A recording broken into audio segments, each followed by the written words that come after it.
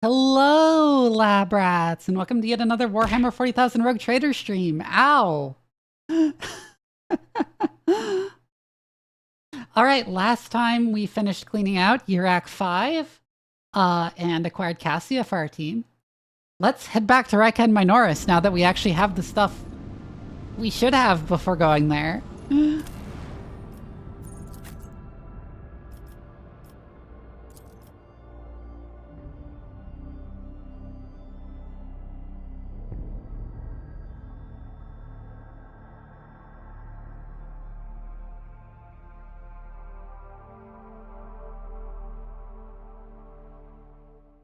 Acquired the necessary psychic bitches. Right, I need to set up my formation again. How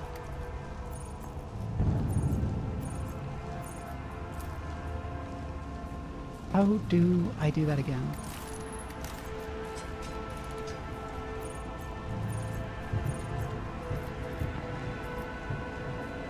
Keep your wits about you. Yeah, escape. Okay, thank you.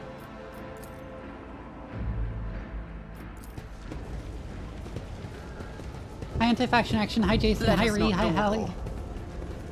Have a good holiday? I had a nice one. A pretty, like, mid one? I'd say, like, nothing special happened, but, like, what else do you expect? Always keep your eye on the prize. Right,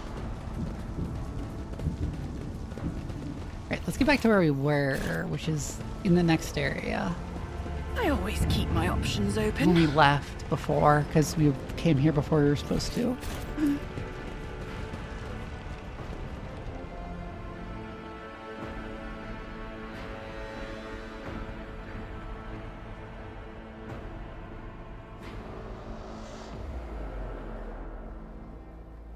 It's a really funny phrasing to say, I'm not a festive person. I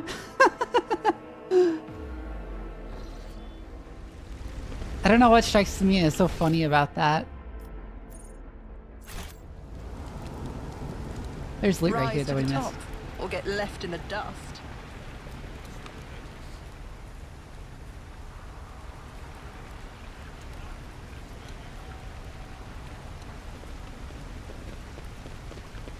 Where's the loot?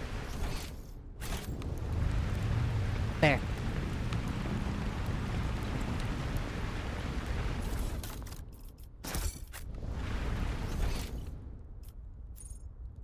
Now it's either to the western side or go down.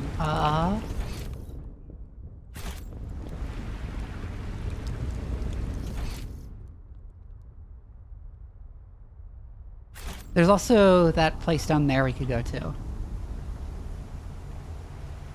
All the way down here. Let's go there first. I just feel like it.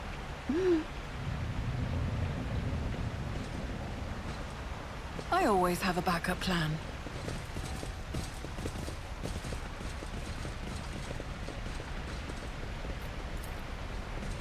This Explorer tool is blessed with multifunctionality. Woo!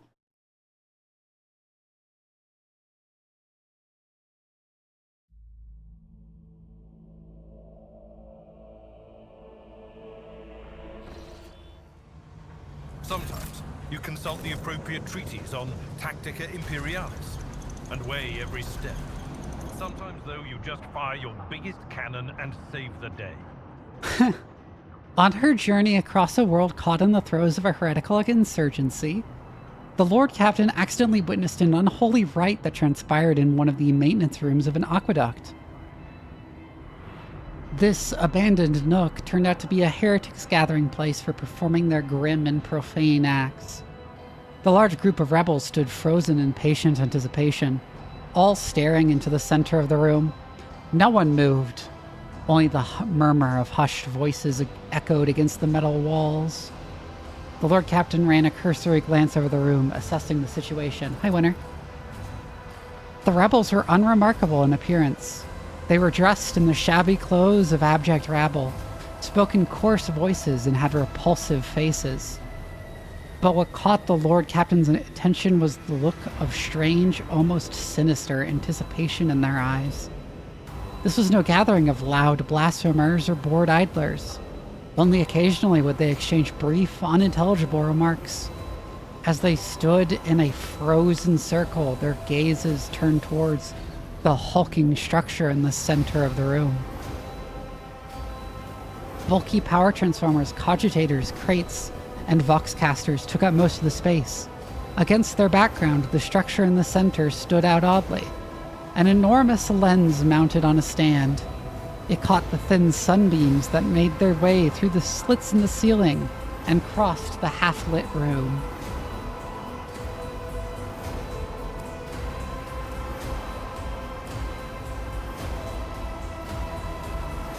Let's do this one. The rogue trader surveyed the peculiar structure with great attention. The enormous mounted lens was doubtlessly imbued with the power of the archenemy, inimical to all that is noble and virtuous in the universe. Anyone caught in the corrupted light it emits will face horrifying consequences.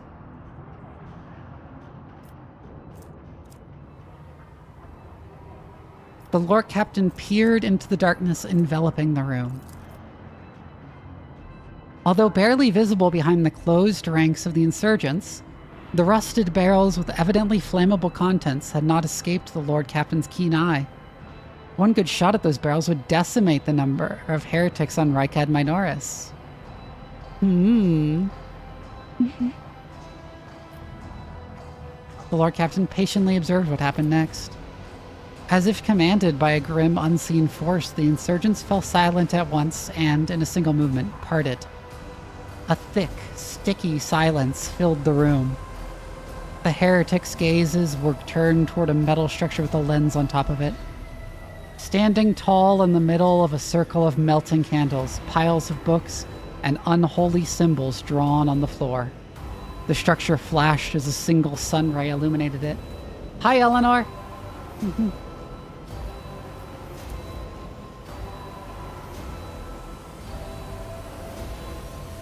A sound of bare feet broke the sinister silence as a man emerged from the deep shadows. Reeling, he entered the circle and collapsed on his knees in front of the enormous lens. Not a second had passed before many rebel hands gripped the fallen man's shoulders and hair. Watching through your new laptop? Oh, neat! Remember, comrade, the last sunray you behold will be yours only, shared with no one else. Your holy final dawn, bellowed a lone heretic's voice amid the silent crowd. By the doing of someone's hands, the lens had turned, and its focused ray feasted on the prisoner's eyes.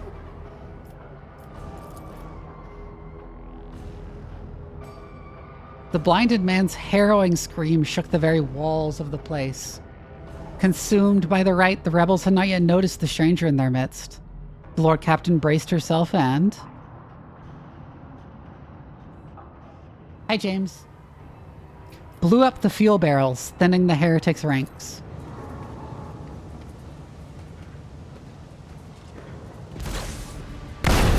Your arrogance will be your downfall. Oh, now we're getting a tip about Cassio because we haven't used her in combat yet.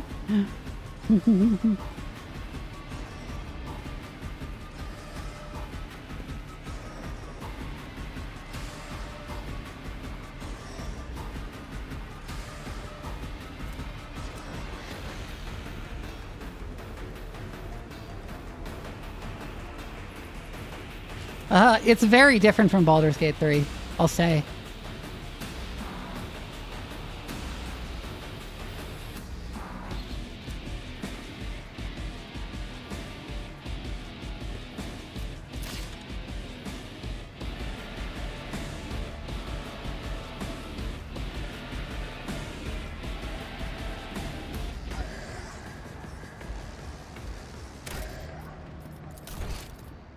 Let's save the game here.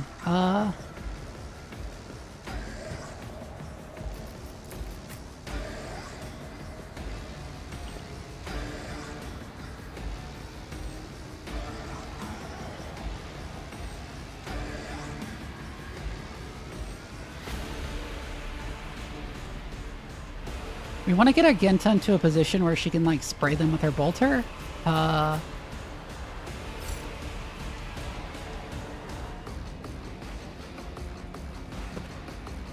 I still just put Pascal there.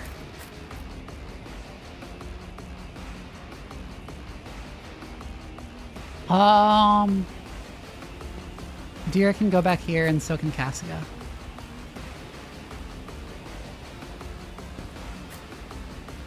Now put a Dira up next to me for now, and Cassia can step one further forward.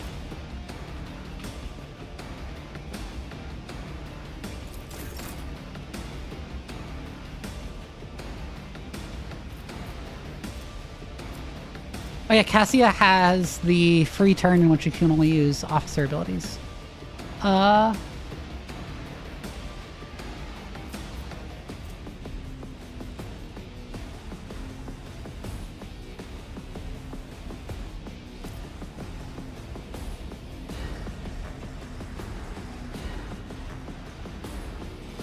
Let's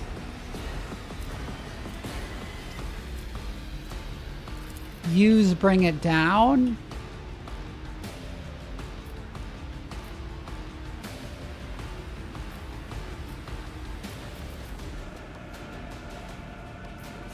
Isn't this a job On for Abelard, and he sons? can kill the cultist there.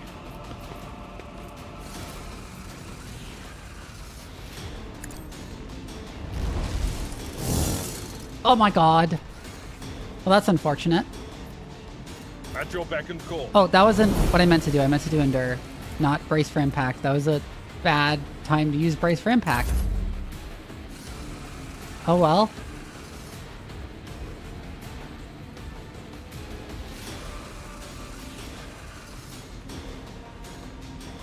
She can wait there.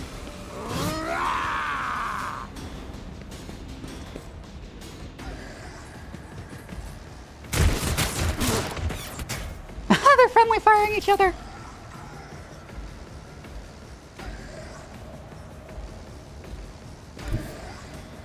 Okay, Argenta can move to there, and then she should have a really good shot on all these cultists. Yeah, that's the best angle.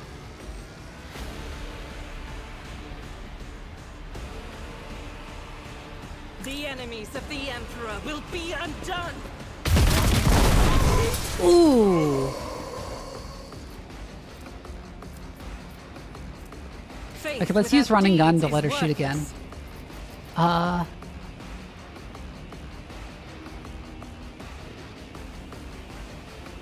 I don't actually want to move her though.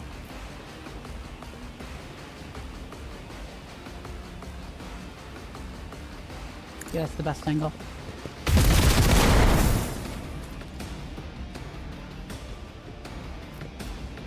As the It's Emperor not Furious commands, Recital, I she hit a bunch of enemies that time.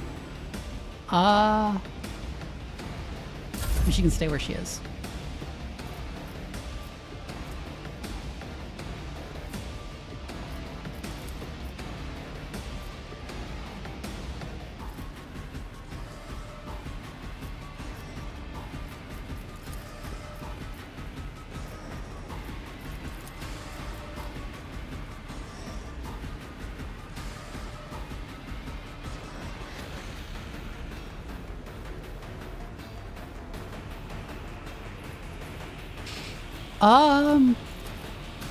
Okay, I can snipe these guys. I can't quite put Analyze on him. That's annoying.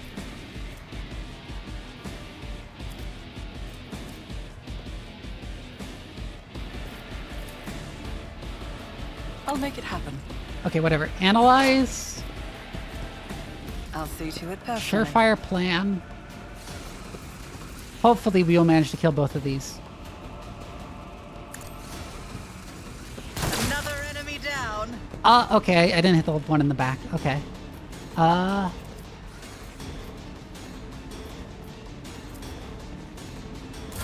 there's something else. Pain and duty go hand in hand. His faith shields me.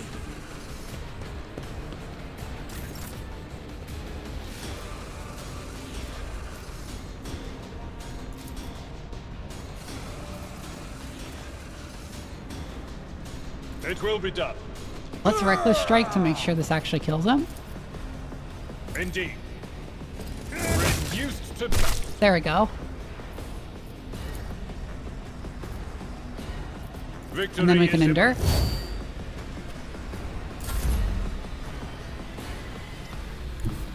Cassie can move up to the Eris, and she can.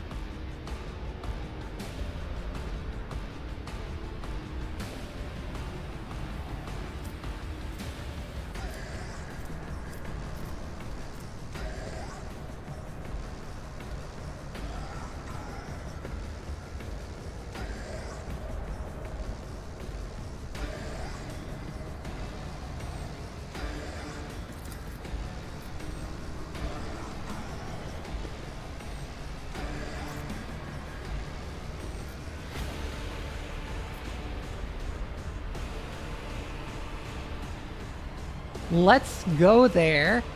Be careful Put not to voice cross of my command gaze. on Argenta. Glimpse of fate on Argenta. If you insist, Captain.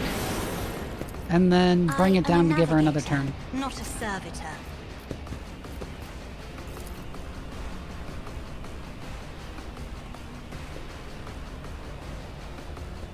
And then she can unload on the boss.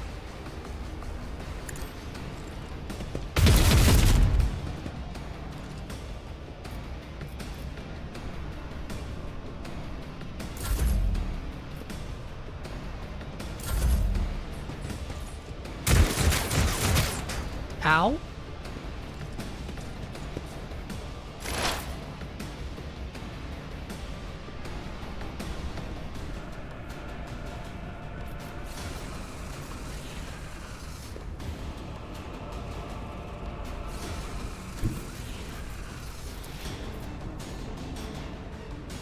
She can't argue between those guys.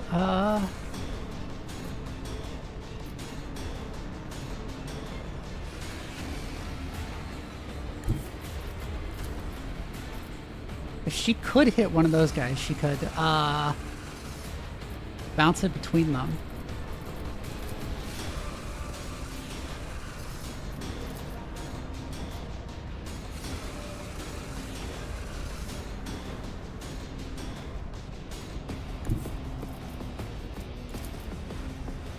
Cover me. I think it's better to go over there and deal with the fire, try and deal with the fire starter. Because those guys are huge, huge pains. Okay, there's a chance she'll kill it out right here. Only a chance. So let's hope. Nope.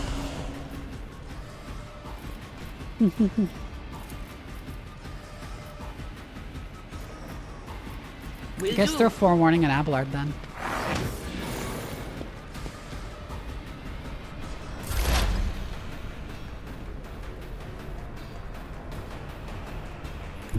Pascal can move up.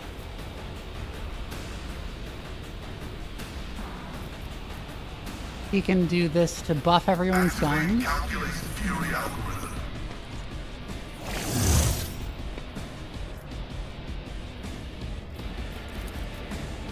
And he can analyze the enemy himself.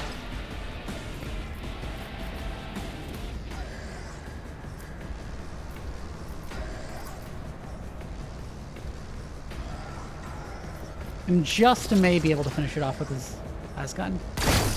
There we go. Okay, the fire starter's dead.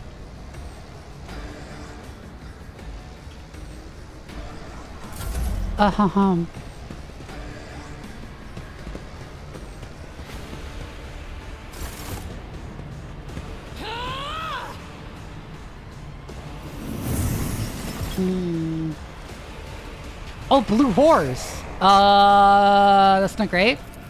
That's entirely non-ideal.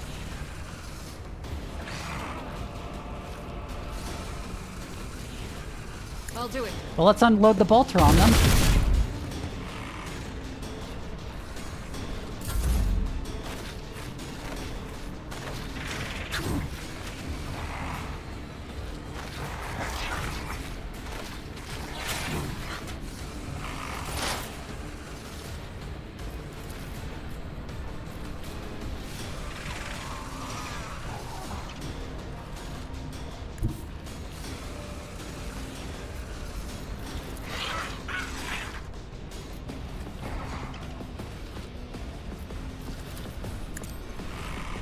Let's analyze you.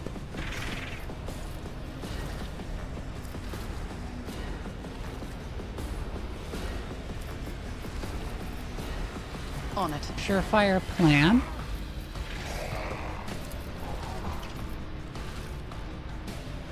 And then we should probably hit that guy in the back with the collateral. I'll make it happen. We never stood a chance. Yeah, we did. Okay, good.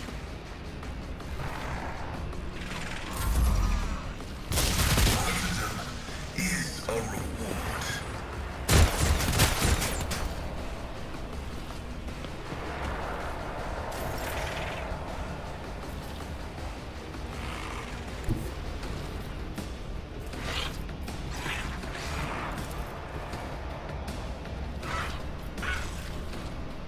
If he moves there, he can cleave them. I don't really want to reckless attack because I don't want to give the... No, I will do reckless attack here. Tactics are the best ones. It will be done. Oh, fuck! Brace yourself. I didn't realize that would explode. That was a mistake? That was a mistake!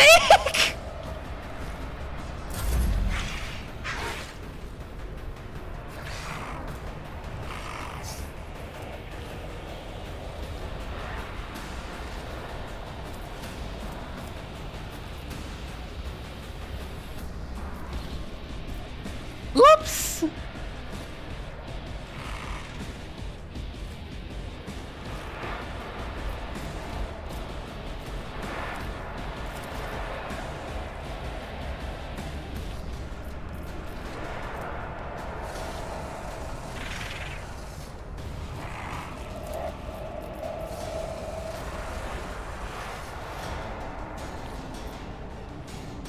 They're standing quite close to each other, so let's voice of command Deodira here.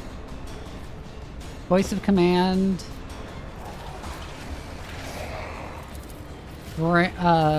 Glimpse of fate.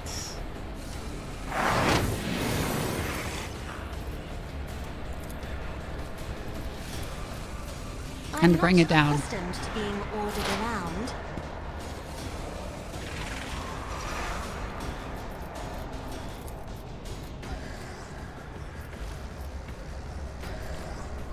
Yes! Oh, that's fantastic. Look at that!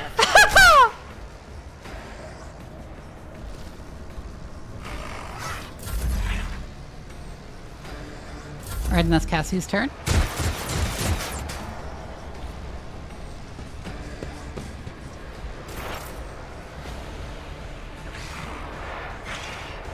Okay, now it's Adira's actual turn. What is this foreboding?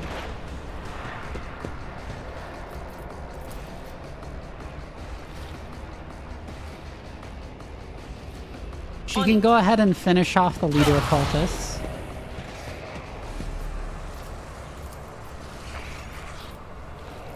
And then throw forewarning on Pascal because he's already really vulnerable at this point.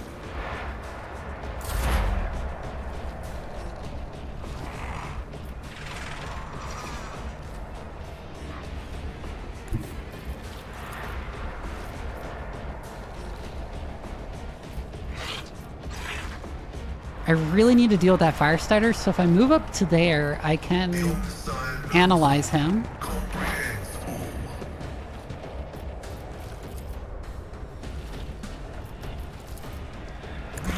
I'm not going to kill him regardless, so I think I should expose weakness with the bonus damage. So I think I should do that, just so it's like more likely to hit him. Actually, it doesn't seem to affect that.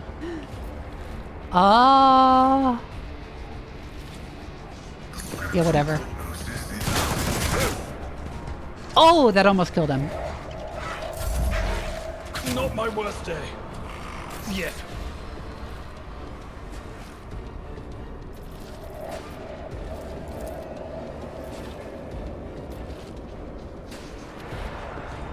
I refuse. First things first, with Argenta, let's This is unacceptable. dash out of the blue horse engagement range.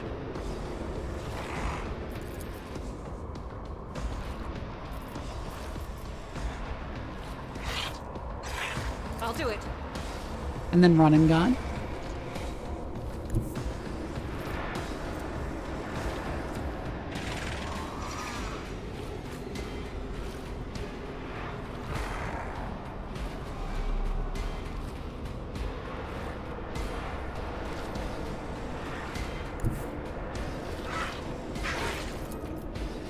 This will expose her, but she's the one in power armor anyways, and she can finish off the fire starter then. Guided by faith, none can escape the Emperor's justice. She can revel in slaughter.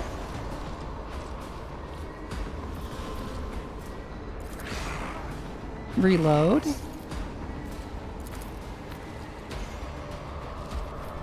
And then fire once at that guy.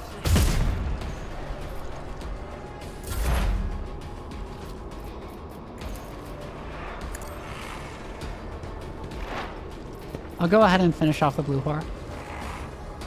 I'll see to it personally. Another enemy down.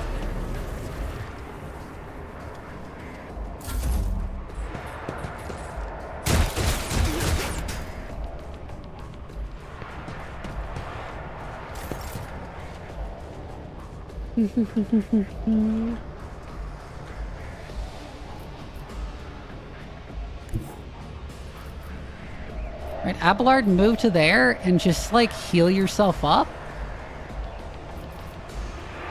I've seen worse battles than this in my time.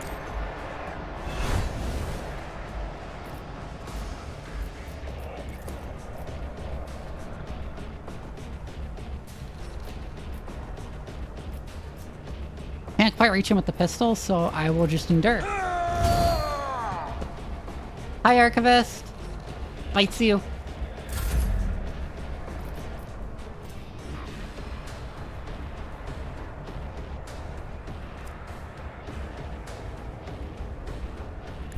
Cassia can move up a bit.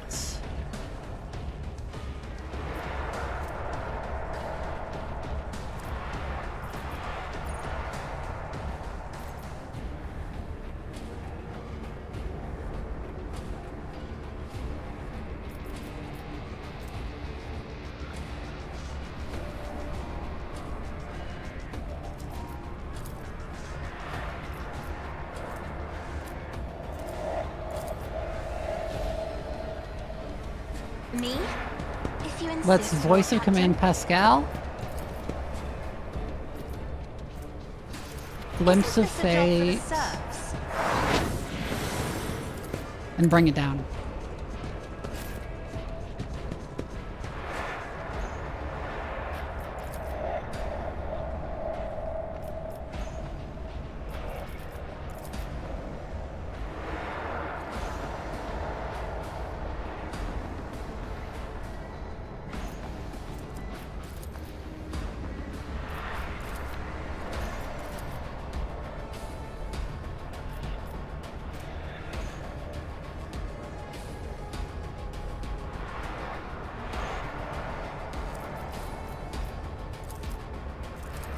We'll just burst fire on him. Didn't quite kill him. End of Cassie's turn. No, not Camille, the guy who can't die.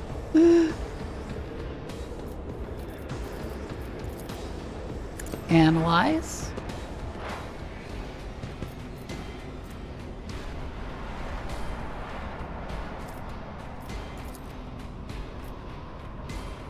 Let's see if we can take him out with the screen. Not quite.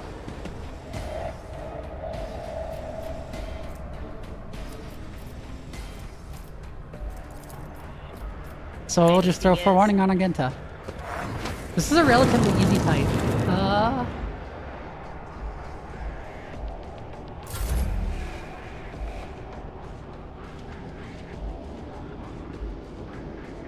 Now it's Pascal's actual turn, and he can move up and finish that guy off.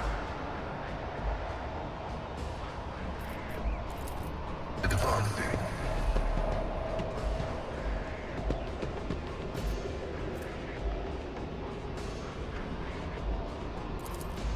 Precise attack. Request approved. Function success. He's dead?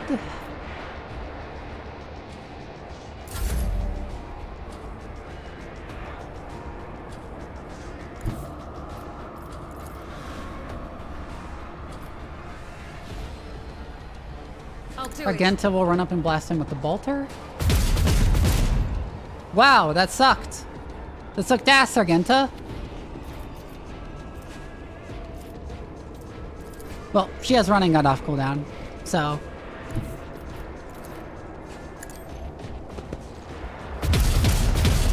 Oh my god, Argenta! Okay, I guess we'll use Firearm Mastery to give you even more chances to get this right. Oh my god! Finally! Oh, that was embarrassing!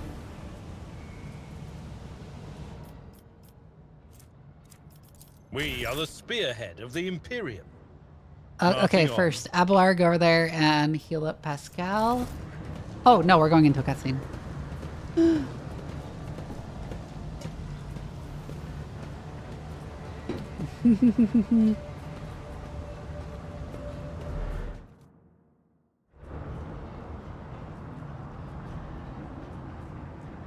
Your eye is drawn to the peculiar device. At first you are vexed by worries of some pernicious influence, but the real reason soon becomes apparent. The glass installed in the device shimmers in a unique way. Just the same way as the shards of the unknown broken object you found near Theodora von Valancius's desk.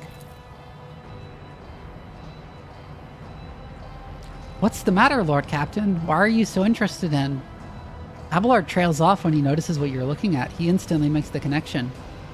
By the Imperium Saints, it cannot be. Idira bites her lip. I see it too.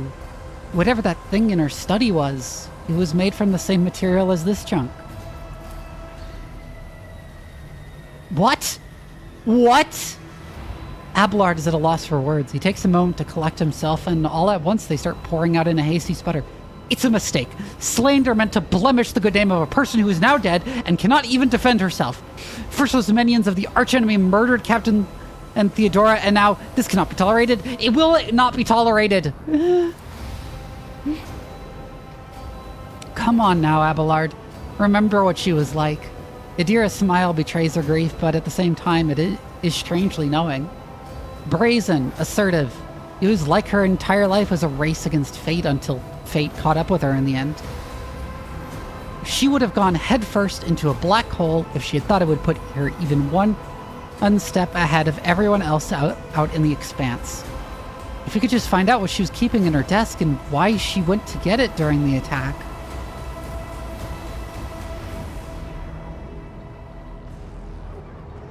Sister Argenta's beautiful face is full of grief. How bitter it is to know that you were born from bad blood. But do not let this knowledge drag you into darkness. The sister's words ring with a genuine, sincere hope that you be blessed with a worthier fate. She does not appear to be shocked by the news of Theodora's possible heresy. Life must be so easy for you sanctimonious preachers. A dubious trinket and you no longer see a person, you see bad blood, an annoying hindrance. There's enough venom in Idira's voice to poison an entire regiment. Argenta recoils, but the next moment her dark eyes ignite with fury. How dare you admonish me? We are speaking of abetting the archenemy. A person who has tainted themselves thus can never justify their actions. She says as I keep the sword that is actively trying to turn me to chaos. Sure, why go through all the trouble of trying to make sense of anything when you can just label them a heretic and call it a day? Except, dear friend, I seem to remember that you didn't mind Theodora so much while you were aboard the ship. You didn't leave her side for even a moment. She rescued you, aided you, and your adoration wilted the moment you heard an accusation sullying her memory. You weren't surprised or upset. You just gave up on her and moved on.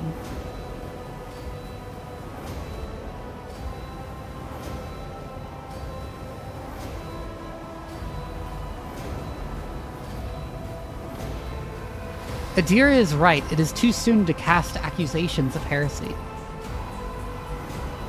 Vivian, don't be naive.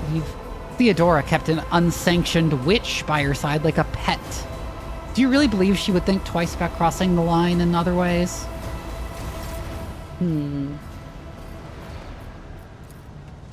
Nothing's impossible for this old officer.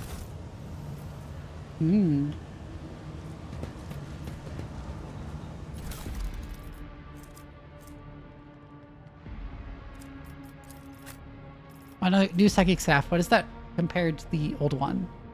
It's worse. Substantially worse.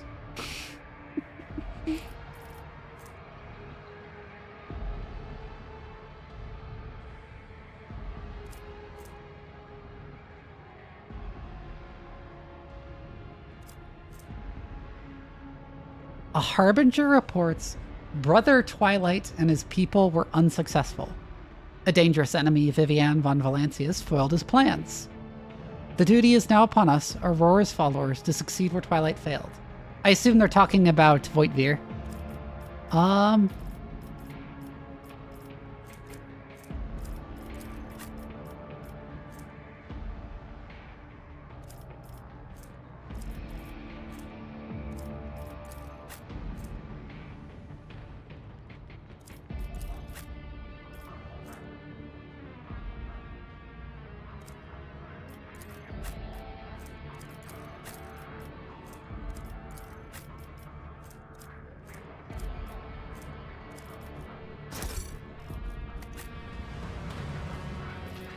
Anyways, No Abelard. further. I need you to heal The sooner Pascal. we start. Let me help. Integrity factor increased. This wound will make a fine scar. We function as one. And Whatever Vera. you wish. Let's patch you up. Thank you.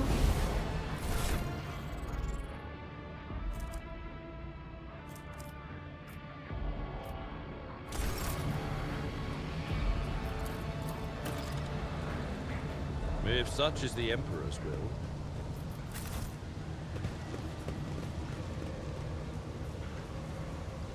Should be like a couple more items. Yeah. Scattered around. Let us not dawdle.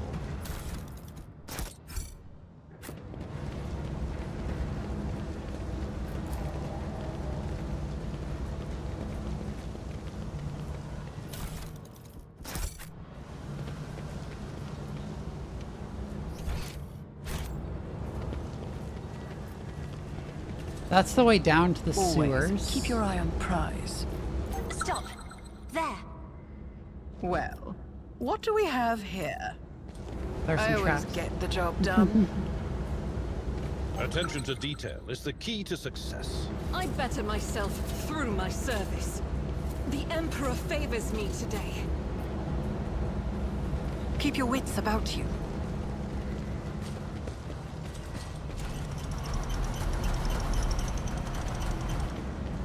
We should go this other way around. This ocular implant was a worthwhile investment. Okay, When the faithful are Argenta, idle, because she's the one who knows heresy bombs. grows. Oh my god. Let's proceed. Duty prevails. Never doubt me. I better myself There we go. through my service. Alright, now I select everyone again. We do that because there Pascal's money to obviously be the one made? who should be doing that. Operation successful. That was a lot of work to go through for just some, like, sellable items. I always have a backup plan.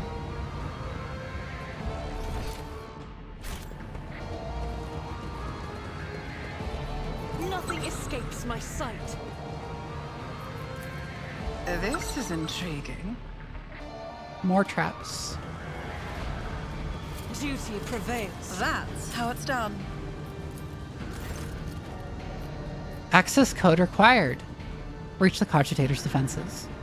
The machine spirits look favorably upon you. You overcome the cogitator's defenses.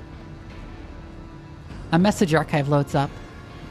Judging by the accompanying notes, the messages were meticulously transferred from paper to sacred machine storage. Camille, do you recognize this Voxcaster? Yes, looks like one of ours. All of our squads used them. So does this mean those bastards could have been eavesdropping on us all this time? That was why my squad got ambushed. Looks like... Are you blind, layperson? Every Voxcaster is unique. I should talk in a monotone for Pascal. The distinct defects on the cover, the number signature on the antenna, the scintillating spectrum of the vid screen. How can you possibly mistake one for another? Rasping indignantly, the tech priest pokes a finger at the Voxcaster, which looks completely indistinguishable from any other Voxcaster you have ever seen.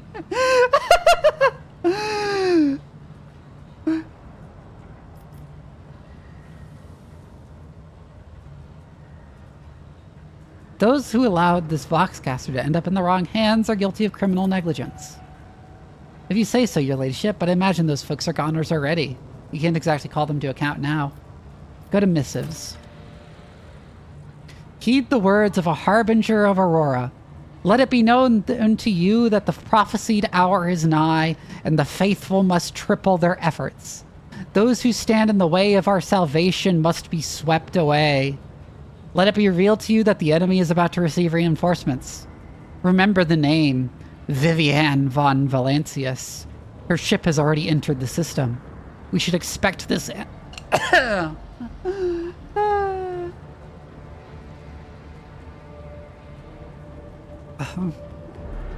We should expect this enemy to appear near our positions. Whoever rids our comrades of this threat will be granted Aurora's special blessing. A chance to stand at the Prophet's side when the hour comes. Be vigilant. Let the final dawn come. Oh, I don't mind, James. Aurora's harbingers wish you to know, comrades, that the Von Valancia's ship is heading for the navigator station. You've got time to prepare for a warm welcome for the enemy. Tell the harbingers we've intercepted a convoy of the governor's underlings. We're supposed to meet that Von Valancius last. Only one out of the whole convoy got away, but he's not long for this world. No one's making it to the governor's hole. Not that youngster or the ones he's supposed to meet. Our comrades have got their hands on the guard's Voxcaster, and those fools have no clue we can hear all their comms. We know their every movement, and we are going to throw them a fine welcome party. Aurora must have no doubts that we'll do whatever it takes to stop our enemies. Let the final dawn come. Okay. What's this? A note. Aurora's sermon. It's coming. It's coming. It's drawing ever nearer. Heed the word of Aurora. Abandon all your mundane affairs. Ambition is but dust. Desire is but rust upon the metal of the soul. The final dawn is coming. You will put an end to all worldly vanities. I always keep my options open. The machine gun grants me insight. Extra armor against warp damage. You know who should have that?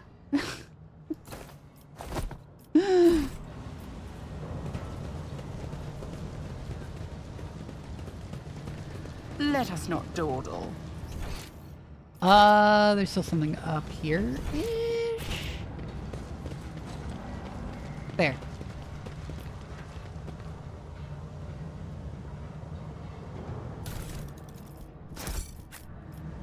Rise to the top, or get left in the dust.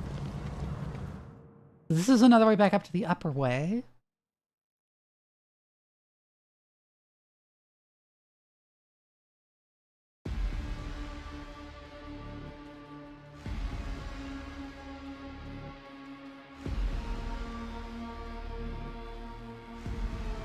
I assume it's... Yep, it's there. That's what I thought. Let's go to the western side.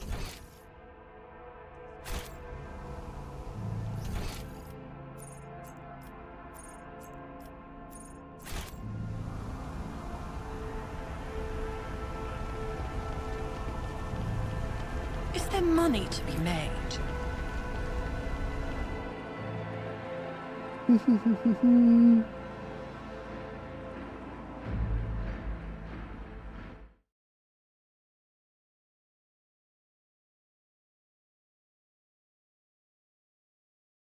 I should put the difficulty in the stream name.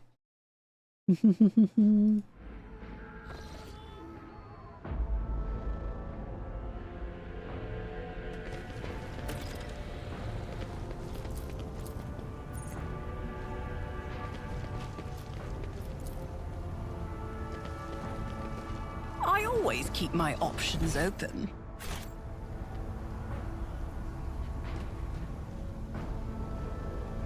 I don't think we should approach from that angle if possible.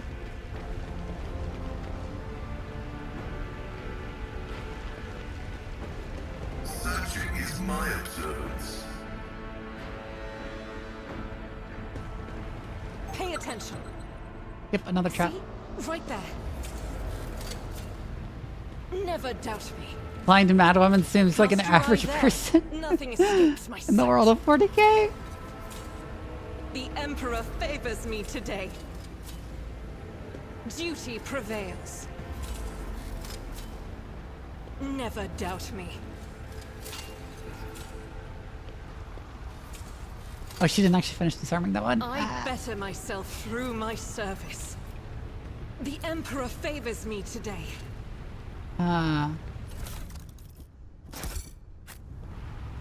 With the traps being everywhere, I have no always idea. have a backup plan.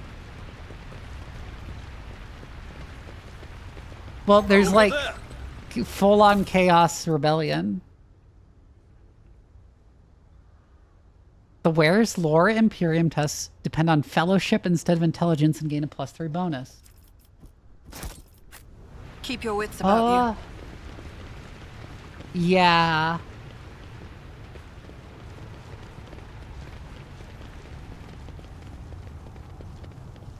Always keep your eye on the prize. That leads down, okay.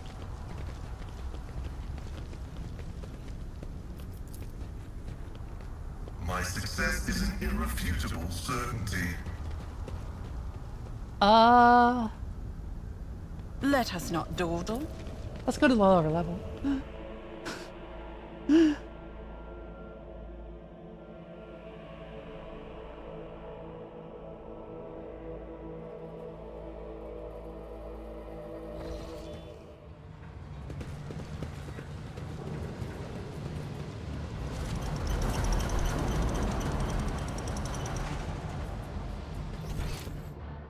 Oh, okay. Rise to the top, or get left in the dust.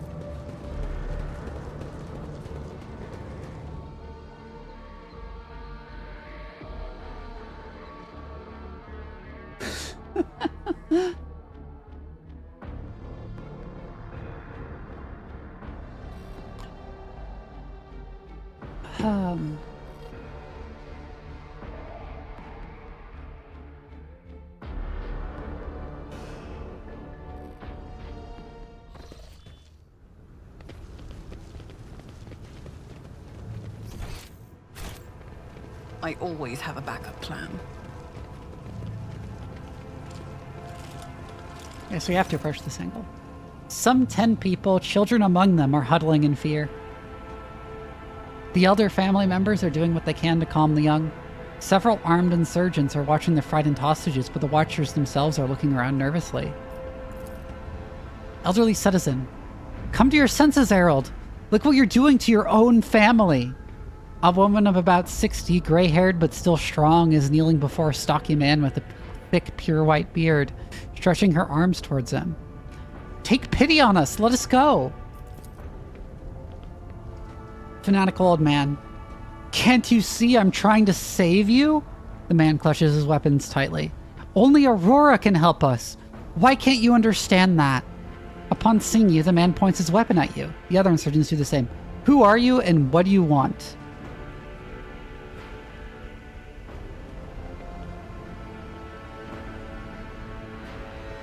No, you tell me. Who are you and what are you doing to these unfortunates?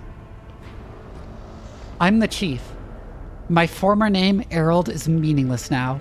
I am a father leading his family to deliverance from woes, to salvation.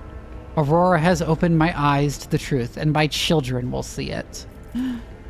Harold, spare us! Spare your children! His mind and soul are pierced by shards of a colorful deception. Hues once twisted by despair and the Immaterium's influence can never be the same again. Pascal's vox hisses furiously. Layperson, cognition is not your primary function.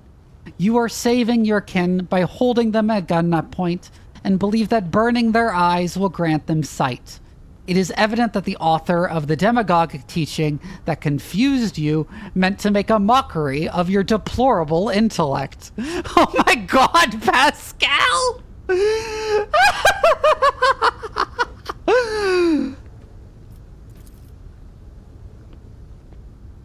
Abelard's face turns a deep red. To cast your own children into the thrall of heresy, to drown your progeny in this filth with your own hands. Cognition is not your primary function. Yeah, that's so good.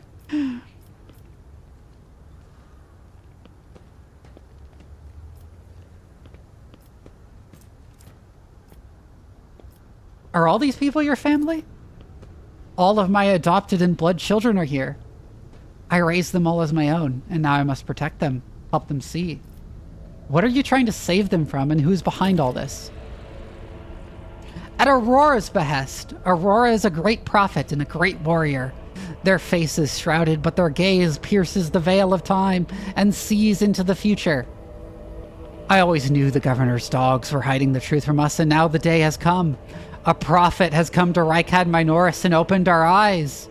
The end of the world is coming, the final dawn, and only those who accept Aurora's truth will survive it.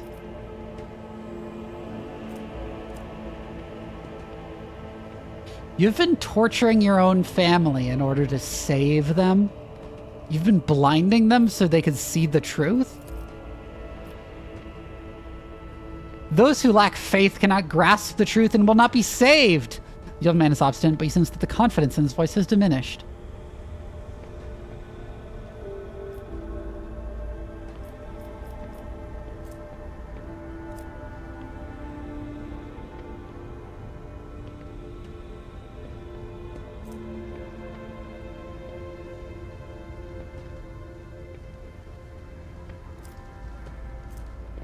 Aurora, whoever that is, has exploited your naivety. Can't you see that you're causing nothing but suffering? But all I wanted was to save. The man drops his weapon and covers his face with his hands in desperation. You hear several short sobs. The old woman rises from her knees and approaches her husband. I know you were trying to save us, but there's still a way to set things right. The old man gestures to the other insurgents who lower their weapons. Then he shifts his gaze to you, trying to hold back tears. What happens to us now? Your family may go, and so may you, but make sure I do not ever see you again.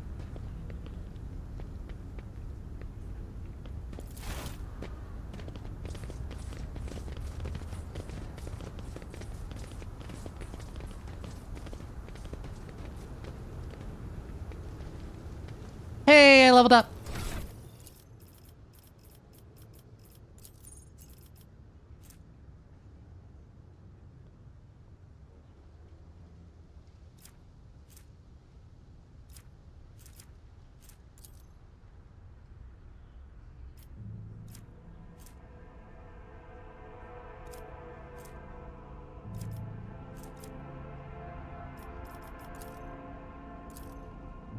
If I take Medicaid, I should be able to use medkits, so I will.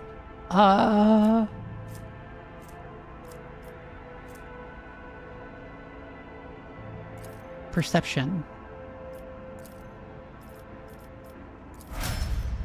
Okay, Abelard,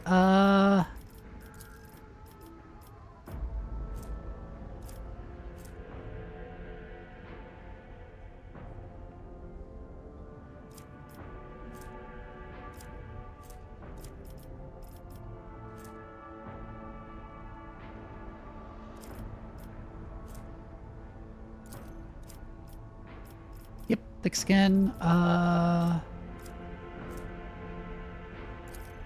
Let's take weapon skill.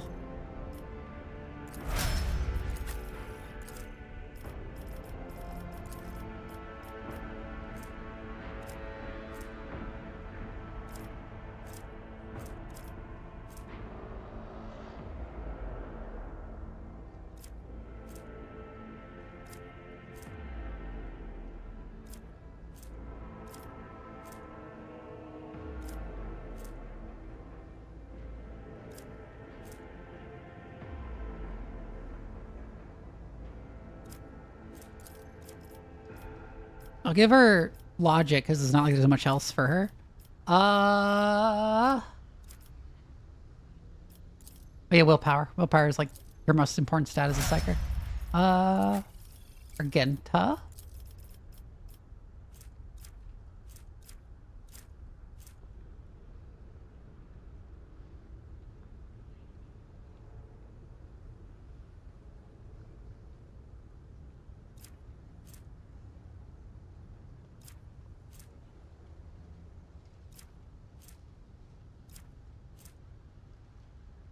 Unpredictable seems really good for her. And so does a little bit more agility.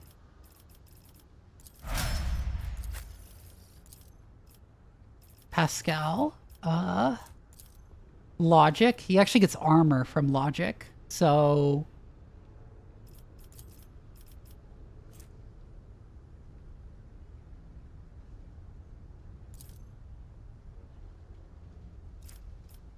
Intelligence.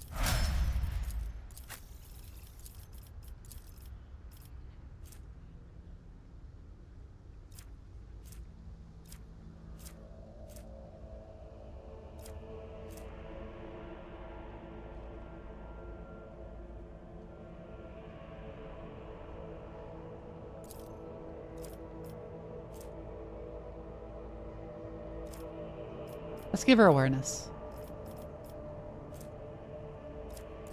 Fellowship. Keep All your right. wits about you. warp site reveals Oh, fuck. something.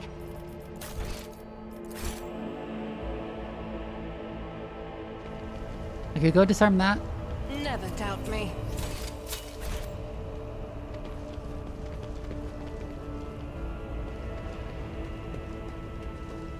Don't walk through the trap! Right there. Oh my god. I'm at your service. The healing is much appreciated.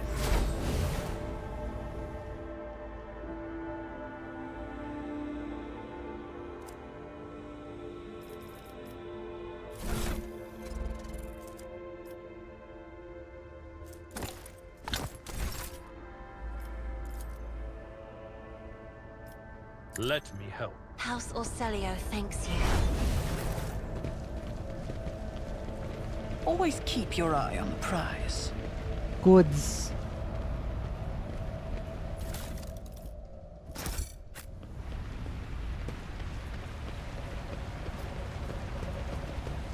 I always there's the keep command my center. options open. What else is here?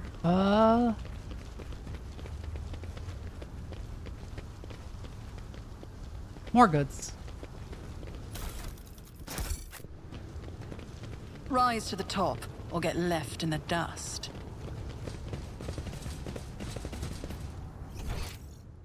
Nothing relevant there. Okay, to the command center. Let us not dawdle.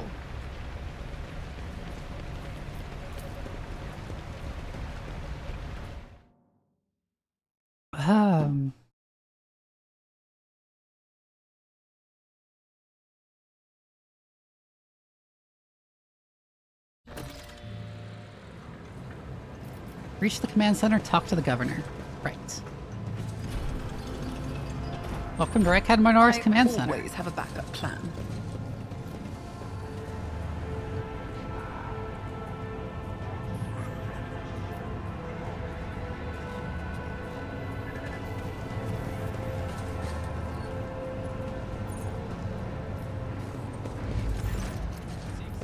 Tech Priest Quartz Crime. The painfully thin Tech Priest turns sharply towards you. The sudden movement makes his chrome dogmatics briefly clang. His gray eyes, set under furrowed brows, almost blend into the pale skin of his face, and he levels you with a heavy, dour stare. Identification?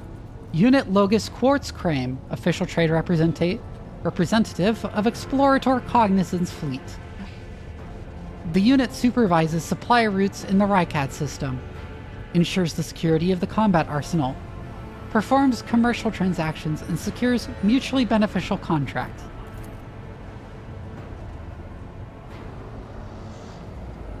When the tech priest notices Pascal, his eyes widen. His Vox unit immediately lets out a string of screeching binaric, a tortuously long tirade in which the volume rises and falls seemingly at random. When it is finally over, the Omnicia servant bows his head in deference.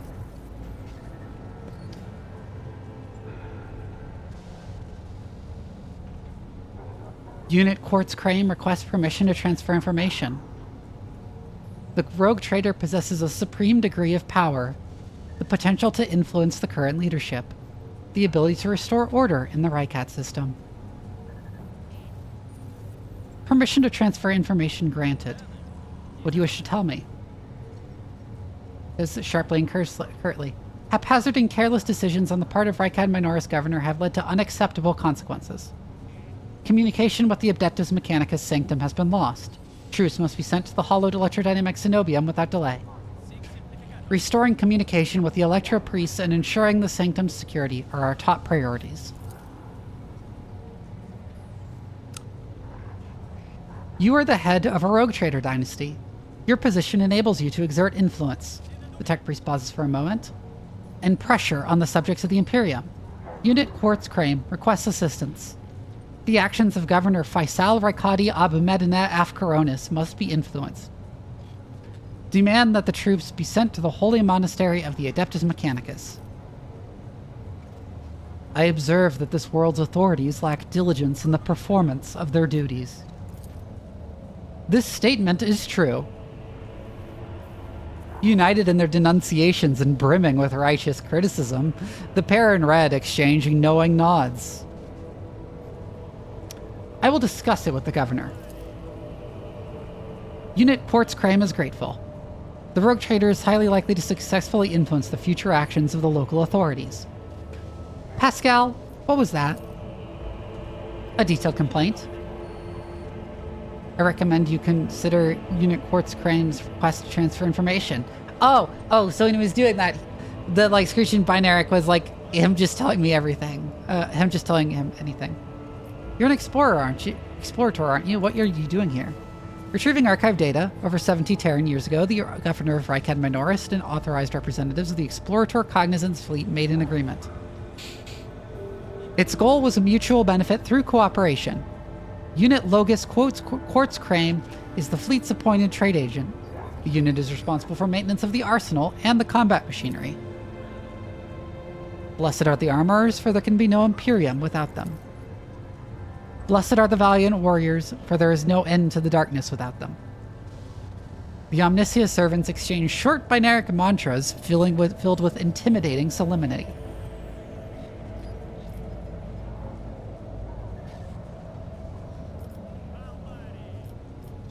Show me your arsenal, accept the commercial transaction. Profit factor is a measure of your status, wealth, and power as a rogue trader. Its value is determined by your trade connections, income of your holdings, treasury, and loans both to and from you.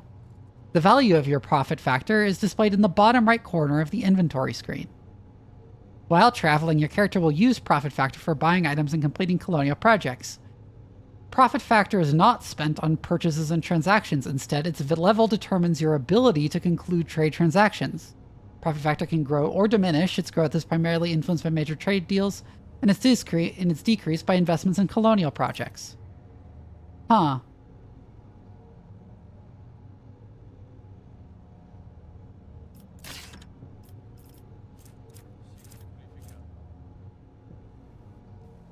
Psychic body glove. Interesting.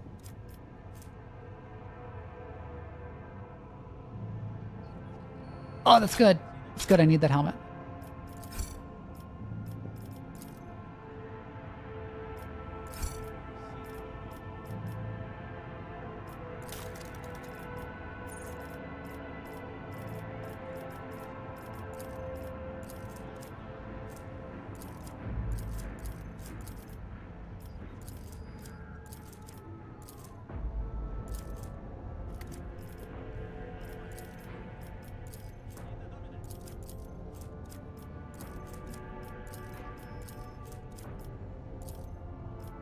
Trade with a bunch of them and get ooh, modified bolter.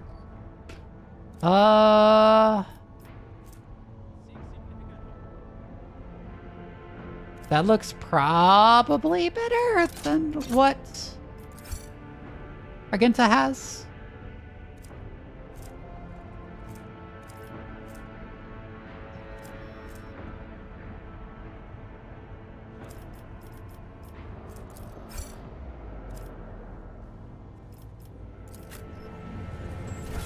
Alright, is that better than what Argenta has?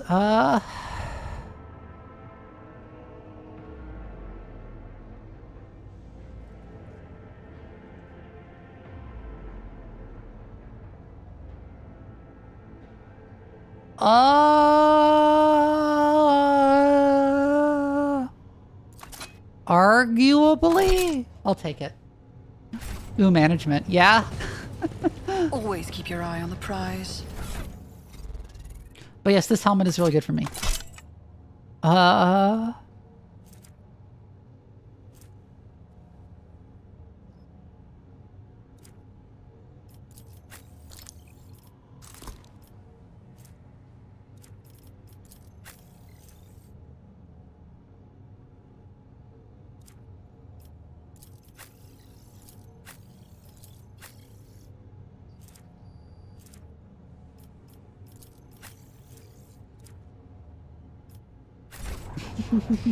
I always keep my options open. Governor Medina. The tall, dark-skinned man turns towards you and greets you in a curt military manner. Faisal Rekadi Ab Medina Af Coronis, Governor of this star system, welcome to my temporary headquarters. The man's gaze falls on Abelard, his eyes slightly narrow. We're Sarian. Abelard nods dryly. Governor Medina, my greetings.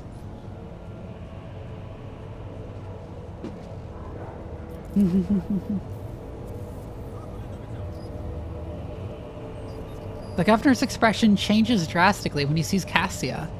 Lady Navigator, what an honor! I never thought that House Orcelio would grace us, our world with a visit. I only wish I could have received you under different circumstances. Cassia purses her lips, and an echo of grief knocks the wind out of those present. House Orcelio is grateful for the support you have provided to Uric 5 these many years. I am not seeing the convoy I'd sent to meet you. What happened? Did they fail to find and escort you? If that is so, I promise you the punishment will be swift and severe.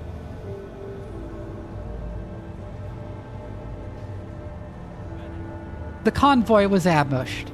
There were no survivors except Private Camille Regius. I must commend his extraordinary loyalty and resilience.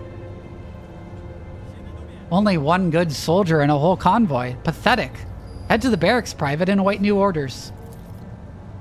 Your ladyship, before we proceed with discussing the matters that are of interest to you, there is a question I feel compelled to ask.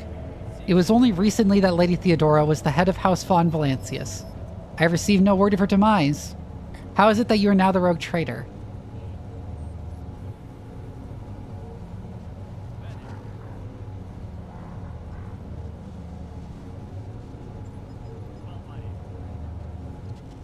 My esteemed predecessor died at the hands of cultists. May the Emperor incinerate their souls. The governor frowns and a deep shadow falls over his face. Rogue traitor von Valancius, slain, unthinkable. Please accept my deepest and most sincere condolences with your ladyship. Do not hesitate to let me know how I may be of help.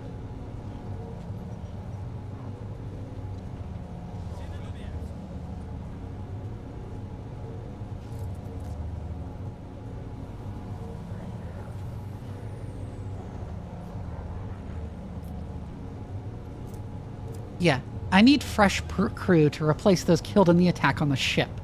And I need material compensation. The governor bows his head in acceptance. Of course, your ladyship. You will be compensated for any losses. And I'll see to it personally that your ship's holds are filled with the finest goods from my personal reserves. Abelard nods in approval and remarks quietly. Excellent, your ladyship. A rogue trader has no use for leniency.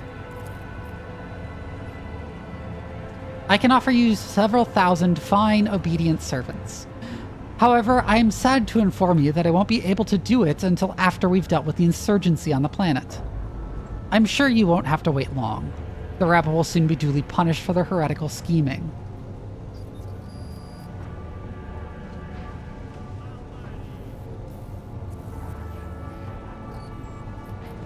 Are you so confident you will crush the insurrection soon? My own impression has been the exact opposite. Is that so? The governor maintains his composure? I'd like to hear your reasoning.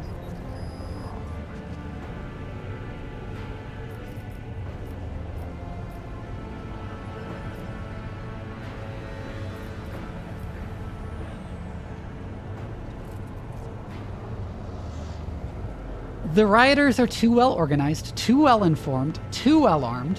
There are signs of indoctrination into heretical beliefs. They are clearly being directed by someone competent and charismatic. Governor, you are dealing with an archenemy cult that is growing at an alarming rate. The governor's eyes darken, but your unwavering gaze makes him give in. All right. Perhaps I've underestimated the mutiny, writing it off as the rabble's usual nonsense. However, if it does involve corruption in an underground cult, this needs to be investigated. I'll assign additional resources to it and take the issue seriously. You have my word, your ladyship.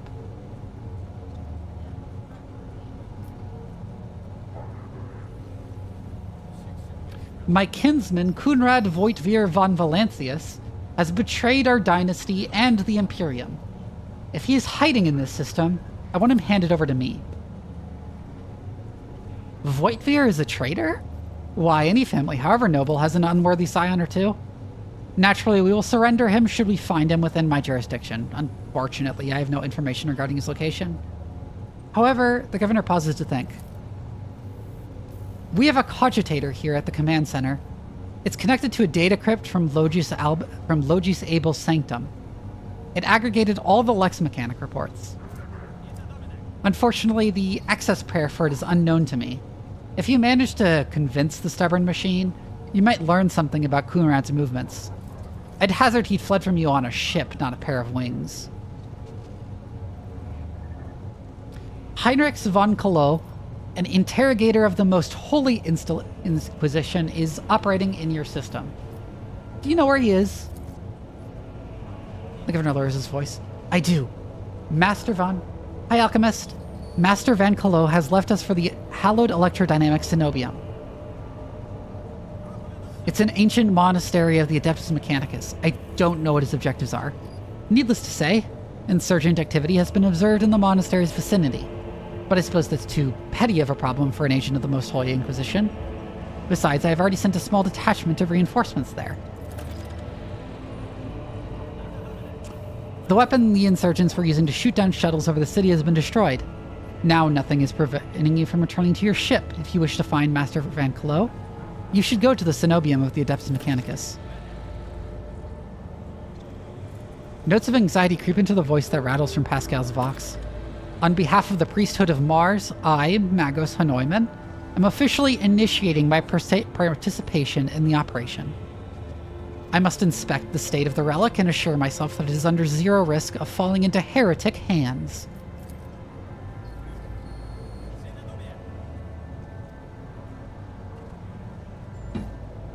According to the Catechism of Maintenance and Operation, my tech comrades are supposed to lock the monastery gates against lay people and activate the traps. I deem it optimal that an ordained Magos should provide his assistance. I categorically object. As much as I respect the sanctity of your monastery, I have in my hands the whole capital that needs to be attended by the Omniscious servants.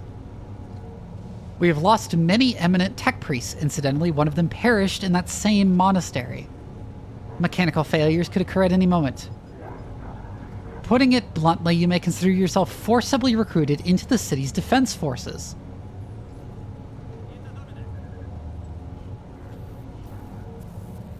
Putting it, Medina and Pascal glare at each other, their unyielding gazes like crossed swords. Let Pascal deal with his own problems. Esteemed Magos, our technomats will apprise you of the issues with our power distributor. The governor's voice dies down in the low growling of a drilling mechadendite. Its tip is directed straight at the bridge of his nose. Medinet clears his throat and grumbles stubbornly.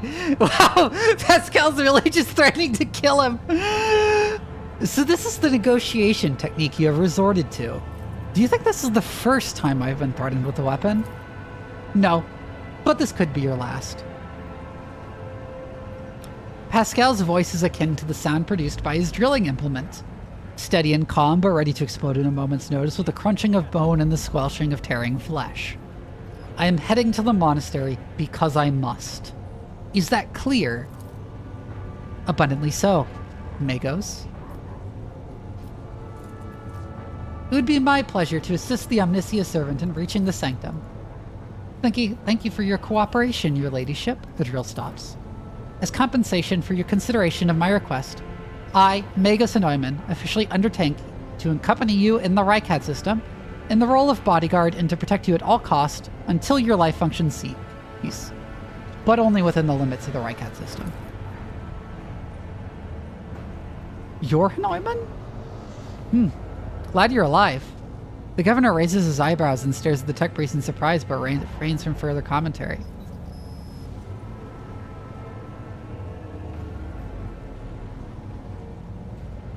What has perplexed you about my companion's name?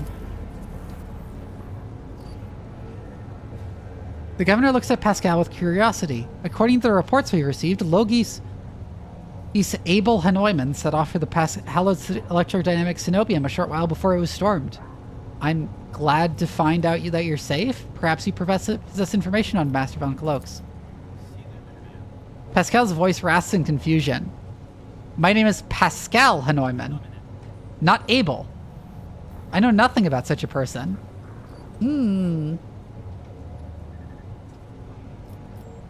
What do you know about this Abel, Governor? I've never met him in person. That esteemed Logis supervised the work of Rykad Minoris' Lex Mechanics for many years.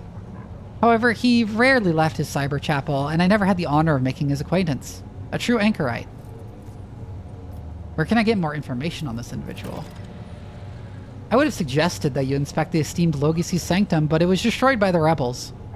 We recovered several data crypts and connected them to the cogitators at the command post.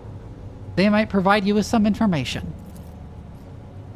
It is amazing that a mechanical voice from a Vox can sound so confused.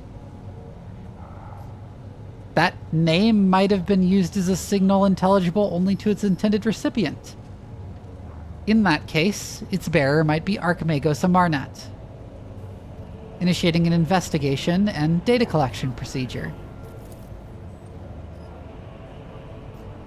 Idir tenses up and listens, and turns around sharply to face Pascal. I can hear my friend's snide whispers through the door. Be careful on your search, Magos. If you stare into a shattered mirror for too long, you may see yourself in it. In every shard at once. Mending it is that much more of a tainted affair then. Due reflection is death-like. Why did he fly to the monastery? That seems suspicious. Yeah, I see. Glad to be of service, your ladyship. Tech Priest Quartz Crane claims you have not been doing enough to ensure the safety of the Adeptus Mechanicus monastery. With a heavy sigh, the governor wearily covers his face with his hand. Of course he does. That tech priest is very insistent. I ordered a squad to be dispatched to the Holy Cenobium of the Adeptus Mechanicus. They haven't been heard from yet. I'm afraid this is all I can do under the present circumstances. I don't have a single soldier to spare here in the capital. Is there anything else I can do on this planet or in this system while I wait for the end of the revolt? If you'd like a distraction, a smaller and safer uprising to suppress at your leisure, there's a planetoid in my system called Ricadiphilia. It hosts a prison colony whose inmates rebelled at the same time as the heretics on the planet. It's an all-around preposterous situation. It should have only taken us a couple of orbital shots to take care of them, but... Yvain Winterscale went there. He is a relative of my suzerain, the great rogue trader Caligos Winterscale, the master of this system and a dozen others. I imagine the young Lord Winterscale is very eager to prove himself to his distinguished kinsman. I see no reason for you not to join him. It's a small planetoid, the prisoners' numbers are few, and they have very little in the way of weapons. It's more of a sport for noble lords and ladies than a real rebellion. Yvain. Abelard mutters, stroking his beard. One of his distant younger offspring, yes. That's as much as I know about him, which means he hasn't distinguished himself in any meaningful way.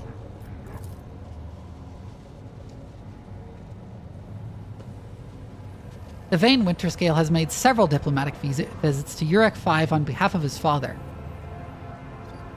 The Great Regent would never have granted entry to someone dishonorable, which means no matter what happened on the planetoid, we must aid the Highborn. That is all I want to discuss. Okay. Keep your wits about you.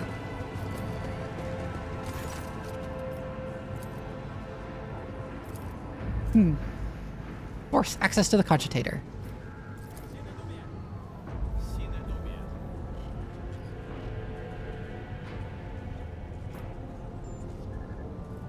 Logis' private archive, result of Logis Abel's data trance.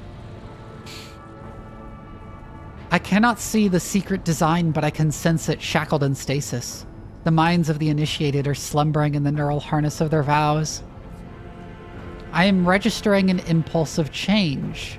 I surmise a potential influence on the stasis of the secret design. There came a time when the spiral was turned into a circle, but the cycle can be discontinued. The revelation granted by the Omnisia to Logis Abel in the course of his data meditation has been recorded verbatim. Logis Abel is seeking an audience with the venerable Dar Impulse 6, who may assist in interpreting the revelation. A request has been sent to the Governor's Palace for a shuttle flight to the electrodynamic Cenobium. A message has also been sent to the Furibundus system. The cycle can be discontinued. I recognize the words. The voice from the Vox is soft and pensive, barely audible over the static noise. I believe I know the intended recipient of the message in the Furibundus system. It was me. Omnisia, grant me the wisdom to fathom this mystery. Sacred Computation 7825M. Upon Logis Abel's orders, the archives of every augur station on Rykad Minoris and the two primary satellites of Rykad Star have been queried. Said satellites are named Magos Maruf and Zephyra the Keen, after two great champions of faith, whose external cogitators were placed inside the satellite's cores after their shells perished. The purpose of the sacred computation requested by the Logis is to uncover the external influence behind the ongoing insurgency. Computation result, positive. Multiple instances of interference and malfunction detected, suggesting that the ships moving across the system deliberately blinded the sacred augur's eyes. The first of the ship is thought to have arrived 2 Rykad Minoris cycles ago, early in the winter. And the most recent one arrived a month ago. Logis Abel's conclusion? The insurrection on the planet had been long in the making, with the participation of external actors. It is alleged that 2 cycles ago, Aurora arrived in the Rykad system, the rumored unholy prophet of the insurgents. The subsequent ship movements can be attributed to weapon deliveries. But what is the nature of their activity near Rykadiphilia? Governor Medina's attention must be drawn to. The final entry cuts off abruptly. Recent observations? The satellite Magos Maruf reports that the ship's signal has been broadcast through the system. Its signature is consistent with the records of the flagship of a rogue trader dynasty, House von Valancius. The satellite Zephyra the Keen reports that a ship drifting nearby has hurriedly sped away. The ship had sent an encrypted Vox transmission to the insurgent-controlled areas of the surface of Rykad Minoris. Another transmission was directed to planetoid Rykadiphilia. Both transmissions were assigned Brother Twilight. Their contents could not be decrypted. Go to be investigated. The entry contains planetside coordinates marked as heavy augur station jamming, possibly a hidden insurgent base. Leave. Rise to the top, or get left in the dust.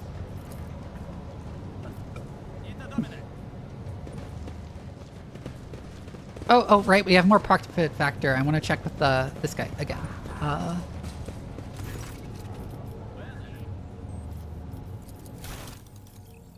Yes, we can afford it. We can get the psychic body glove, which will be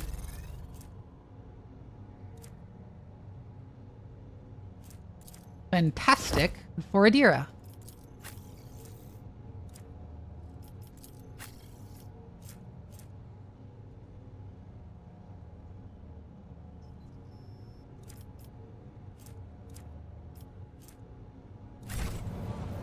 I always have a backup plan.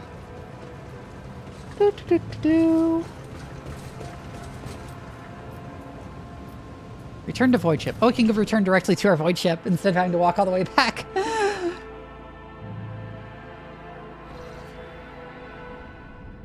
All right.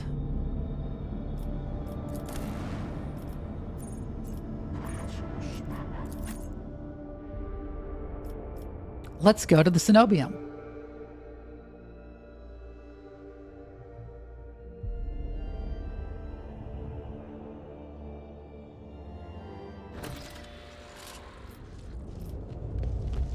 Aw. Over. Is there money to be made? Yeah, of course the guards are dead. There's something to pick up back here. Also, we just leveled up.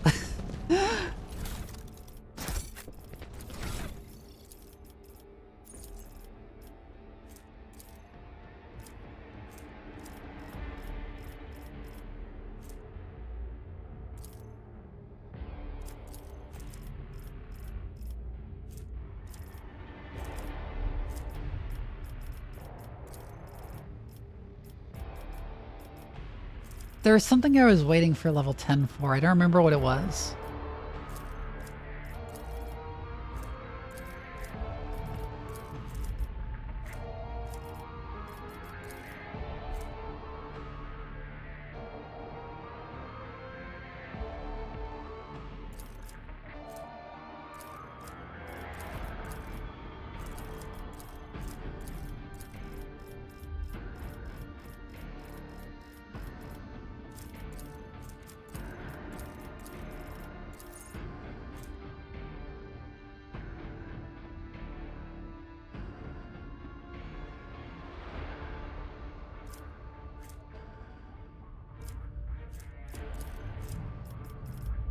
We'll take Lore Imperium, but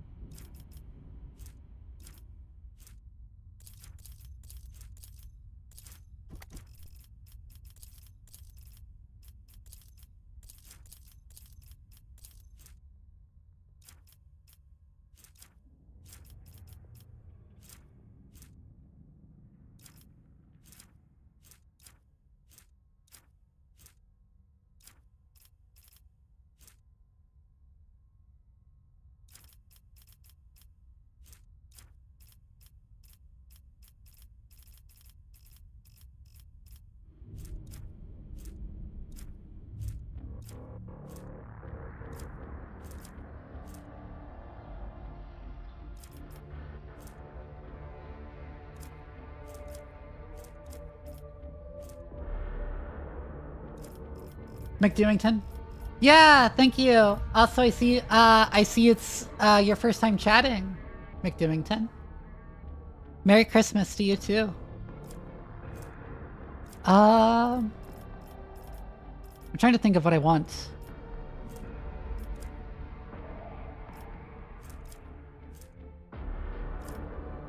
It might have been an operative talent instead of a common talent. Wait, no, operative talents are here. So what the fuck was I thinking of that required level 10?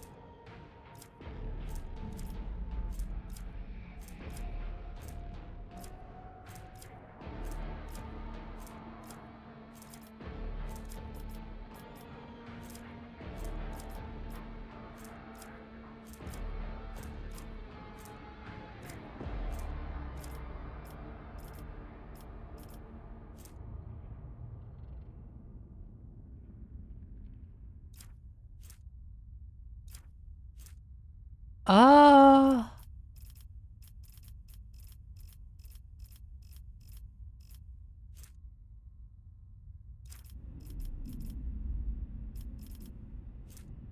Whatever. Let's do is just like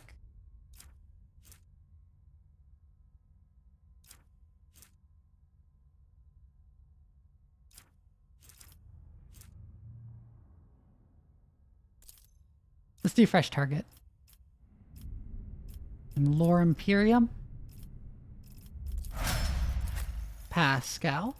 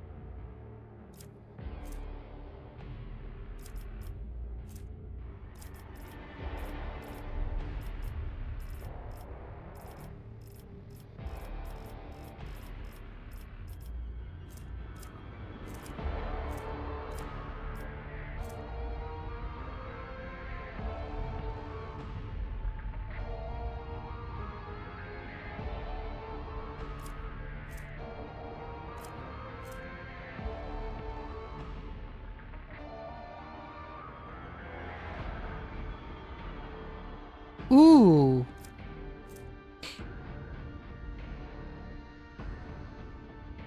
I actually hadn't seen his unique feats.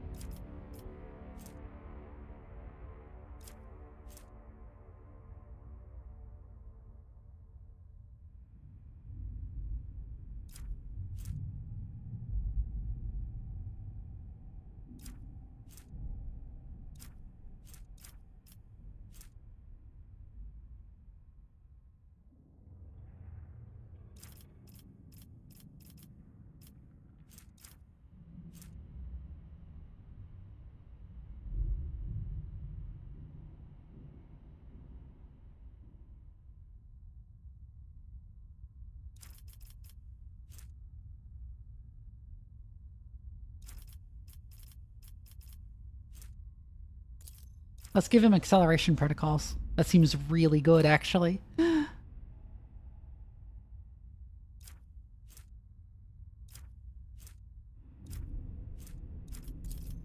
Giving him Medicaid would be nice.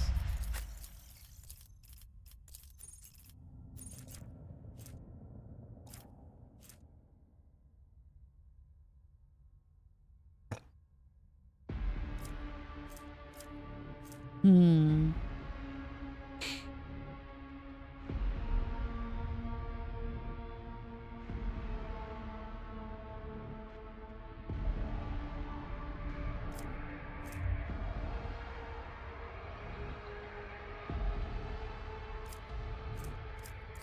Let's take Taunting Scream.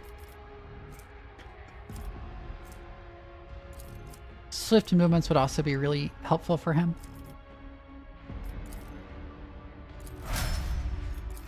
Adira.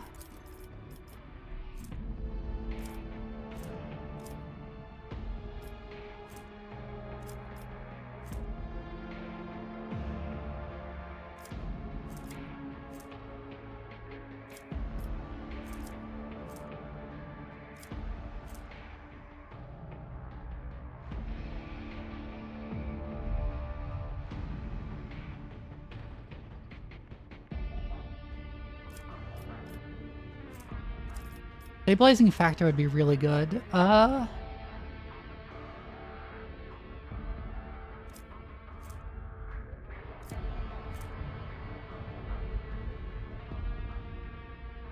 Saki Ansu, thank you for the follow.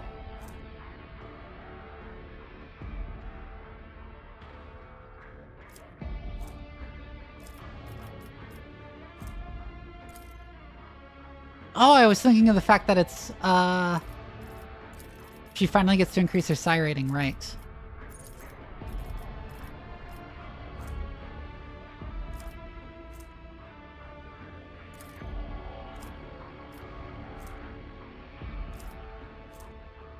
Let's just say fuck it and give everyone Medicaid.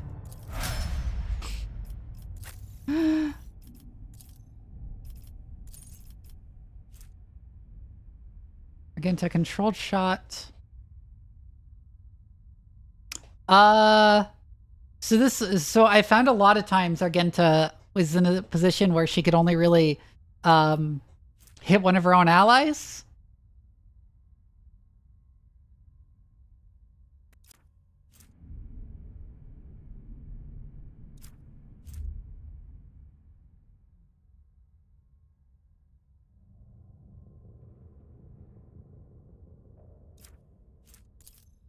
So this seems like really good because I keep ending up in that exact situation.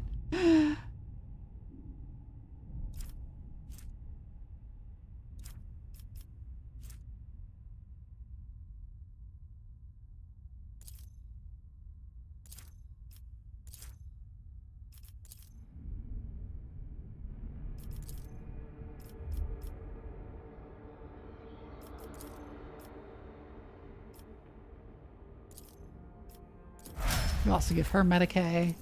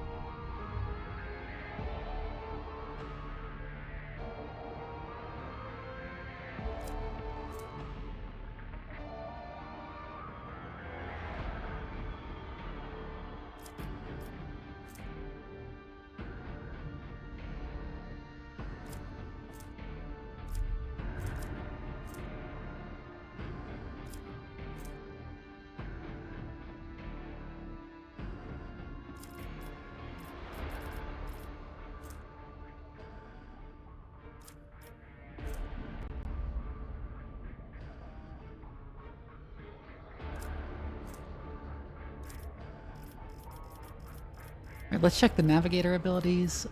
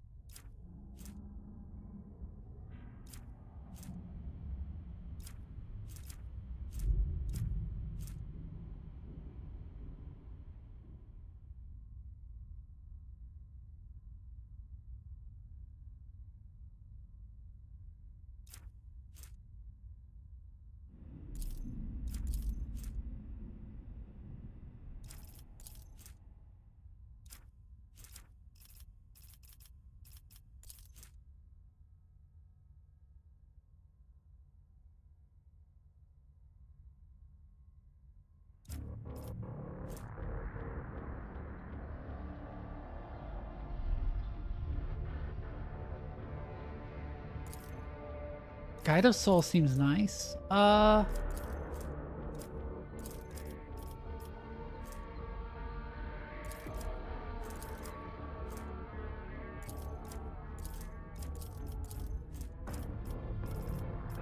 let's take Guide of Souls.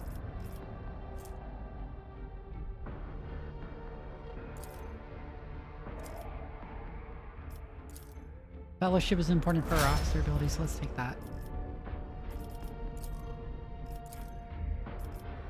Alright. And that's the level up sorted. I always keep my options open.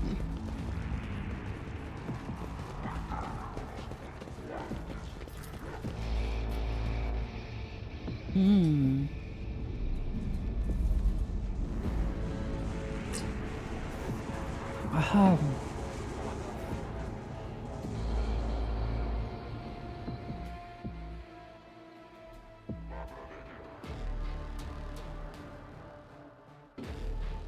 I'd expect there to be more brass. Let us not. Even it's an Adeptus Mechanicus monastery. Open the gate.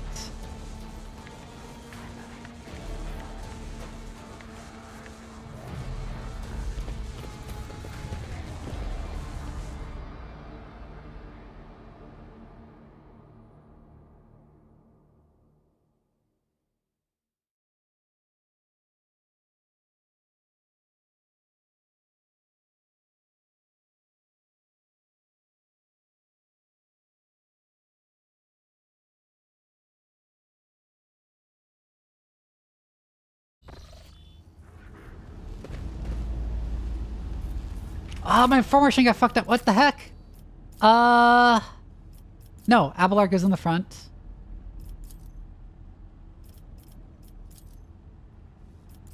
Pascal goes on the side and Adira goes in the back.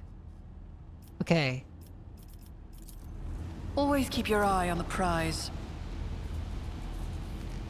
I never had time to reach for their weapons.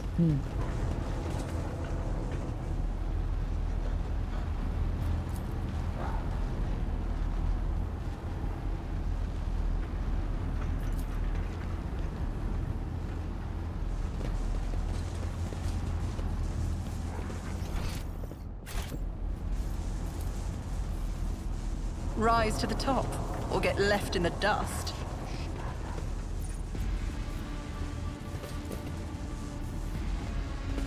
Pay attention.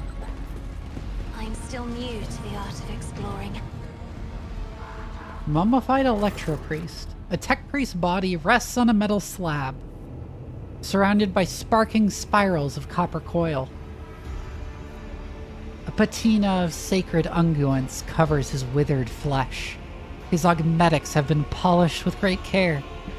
Intricate electos cover the dead man's crossed arms and bare torso, and strands of wires envelop his head.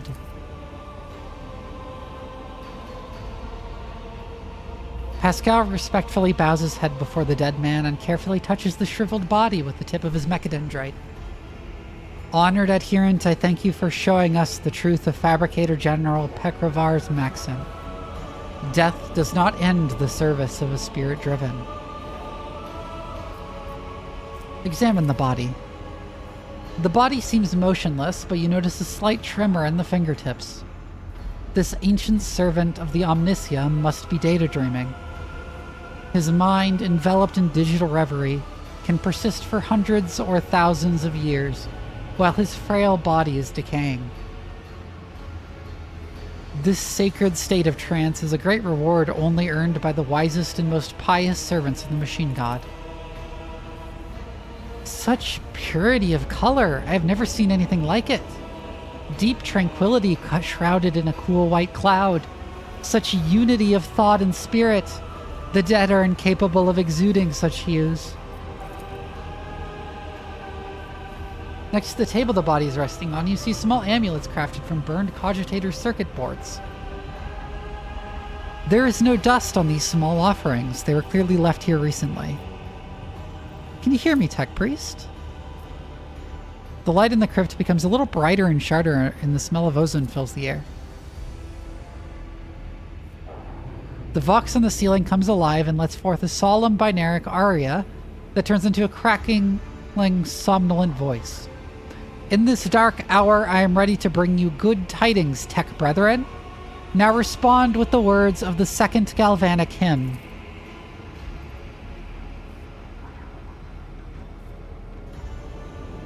The second galvanic hymn is a revered and miraculous prayer of the Adeptus Mechanicus. Naturally, you know it very well. Let us praise the twin charges, the body electric, and the omnisia who lights the spark of reason within us. And let us carry his charge to those who have turned their minds towards his light. Let it be so indeed. Who or what are you? Praetor Electroid Dar Impulse II, by will of the Omnisia, the prior of this monastery, and the guardian of the miraculous fusion reactor, now and ever, world without end. Here in this cell of mine, I have conquered death, and my mind has soared towards the Omnisia in a blessed data dream. My body is decaying, but my spirit will remain by my master's side. For I am the sacred sentinel of the code, the guardian of the sacred relic, and the eye that watches over the rite of operation. The monastery is under attack by heretics. Can you help? In my data dream, I saw their unholy requests and rejected them angrily. For it is said in the 4th article of security, no unbeliever's hand shall intrude upon the operation cycle. They have seditious designs on the relic, but should I give you, who does not belong to our faith and fellowship, my blessing to stand up to the blasphemers?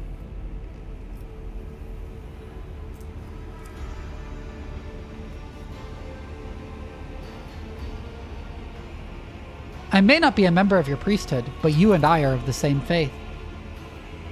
This statement is true.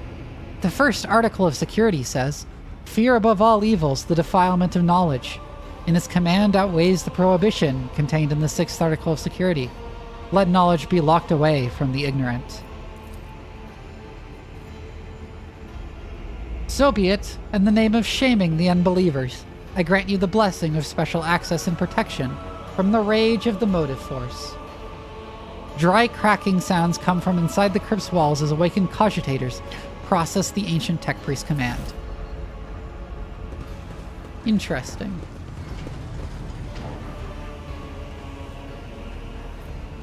So that one doesn't have any interactions.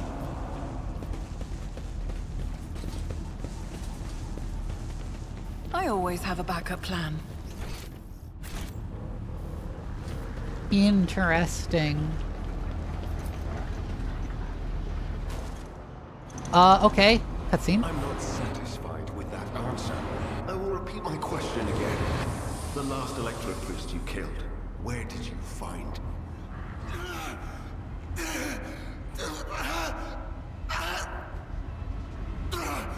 Burn in the fire of dawn, servant of the god! And another one meets the limit of his utility. The last of them. Ah, that's the Inquisitor we were looking for. Heinrichs. The tall, dark-haired man sizes you up with a quick glance. A supernatural chill is making the air around him crackle softly. The expensive fabric of his jacket is stitched with gold thread and marked by several reddish-brown stains. A force sword and a vox hang from his belt, and the emblem of the Holy Inquisition glitters on his chest. You try to focus on the man in front of you, but you cannot shake the image of the deadly torture he inflicted on his victim. Your pulse quickens, blood pounding in your ears and sweat beating on your skin.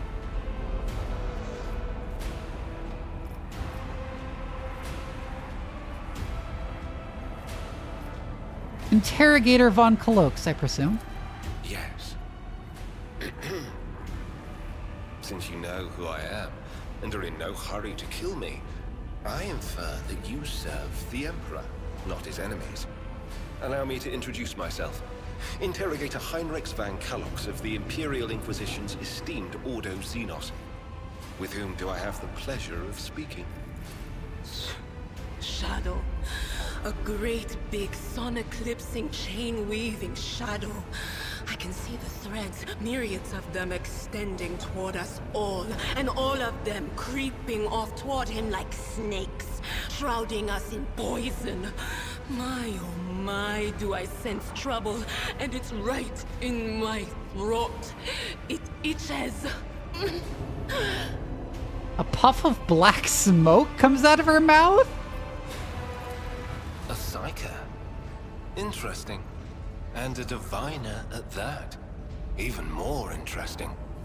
Are you sanctioned? Don't you Inquisition me! I'm under the Rogue Trader's protection. Adira's predictions are seldom wrong. I will be watching you. And I will be watching you. Now that we have declared our intent, let me ask again, who are you? Rogue trader Vivienne von Valancius. Von Valancius? To the best of my knowledge, that dynasty is headed by the esteemed Theodora von Valancius. Has there been a change of circumstances? I see you take no end of pleasure in your job. I have barely introduced myself and am already being grilled. I do admit courteous small talk is not my strong suit. What brings you to the sanctum of the Omnissiah? I'm here to collect you. I am under orders from the Lord Inquisitor to offer any assistance you may require, after which I am to provide you safe passage to Footfall aboard my ship. Then the timing of our meeting is fortuitous. I am requisitioning you and your retinue for my task. Requisitioning? Young man, your choice of words is unseemly to the point of insult. You're addressing a rogue trader. I don't imagine you'll be any happier if I say taking into inquisitorial custody. To aid his faithful servant in the fight against corruption is the solemn duty of all whose actions affect millions of the Imperium subjects. Let your example guide those who will carry the Emperor's light across 1,000 stars.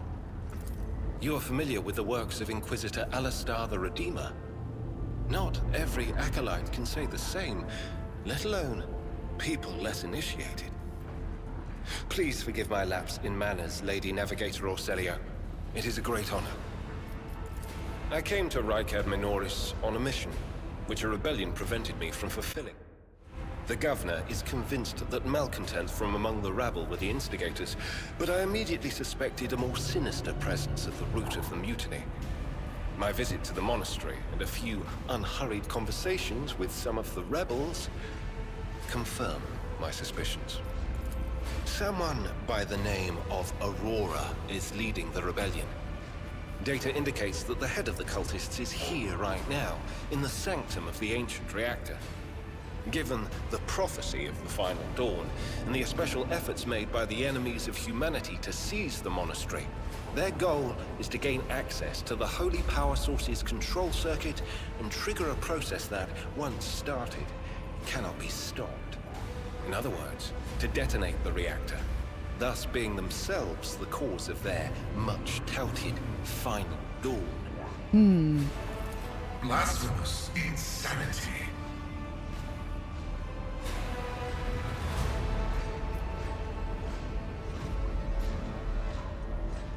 What did you do to him? I convinced him to cooperate. I can influence living bodies, and I find that the interrogated are much more eager to share information once the blood starts to boil in their veins. Precisely what were you doing at the monastery? I arrived here with an escort squad, only to lose it in our very first open skirmish. The monastery is swarming with heretics. The soldiers I requisitioned from the governor fell in battle, bled to death, or deserted. I had to make do with catching and forcefully interrogating individual rebels. It is from them that I learned what I relayed to you just now. I can help you with Aurora. Let's join forces. Thank you. Regrettably, the governor's people showed themselves to be unprepared for the perils of this place. and extracting blade shards from a person's stomach is beyond my powers. I hope that a rogue trader's retinue will prove more capable than a group of soldiers fresh off the base. I am positive that not all of the electro-priests within these walls have perished. The heretics spoke of shadows emerging from side alleys to make short work of the cultists invading their abode. I surmise that the entrance to their hiding place is somewhere in the hall, near a machine known as the Circular Cogitator. I imagine it's one of the local sacred relics which the electro-priests treat with special piety. Oh, I need to take someone out of the party.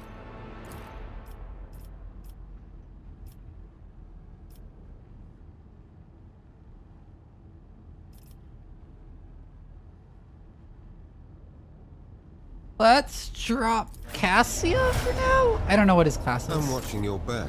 Unfortunately. Always. Oh, he's a warrior. I should have dropped Abelard then. Okay.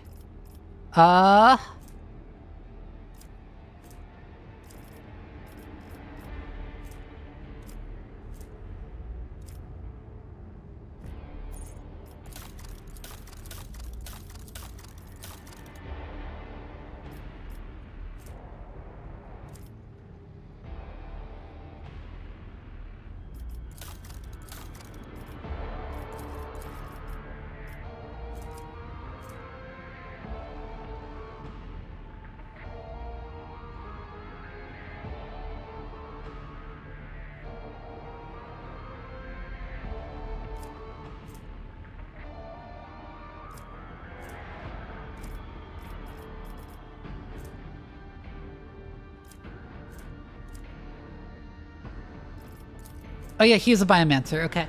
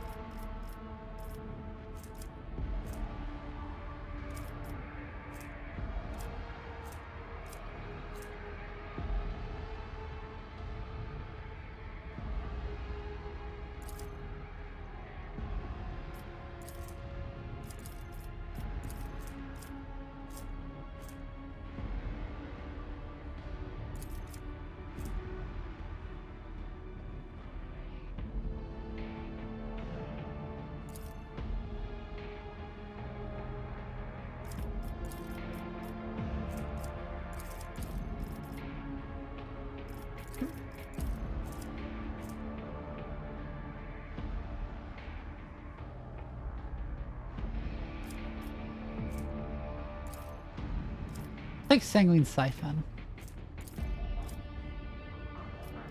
And some toughness, because that'll bring him up to 40.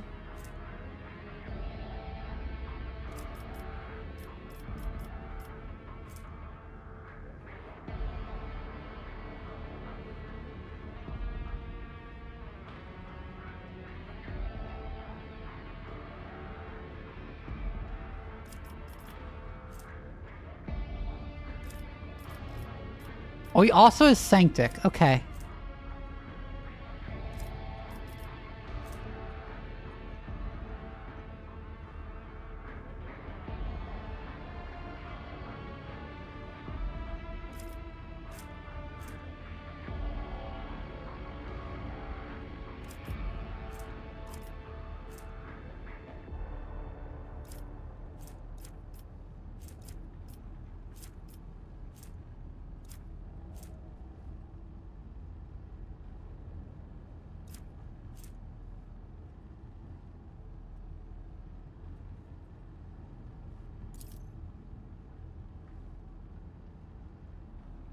Oh, he can also heal with his psychic powers, huh?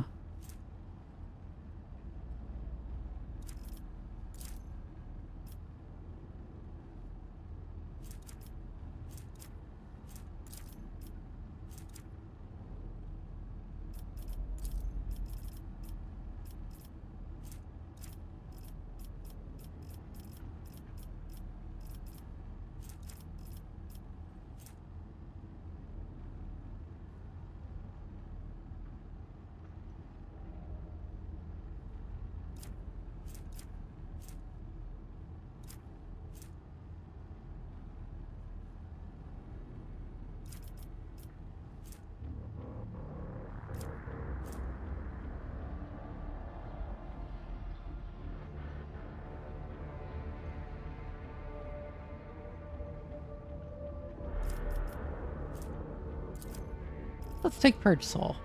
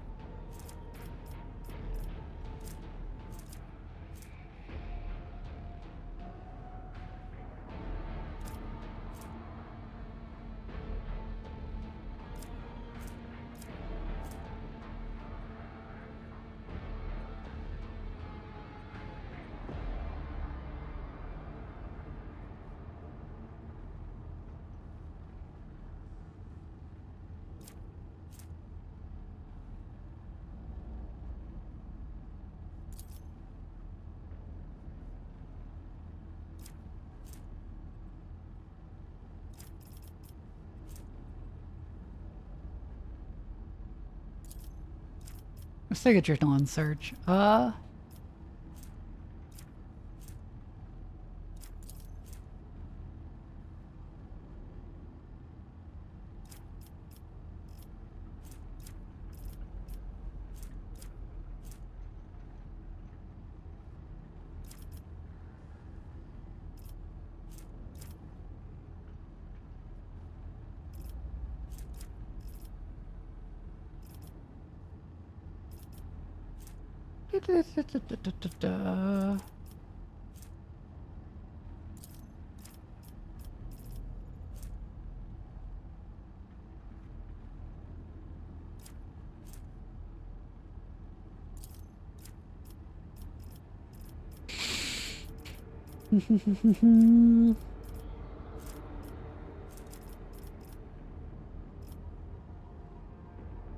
Level 10 one, so obviously it takes Gyrating Run for him. And weapon skill again? No. Willpower.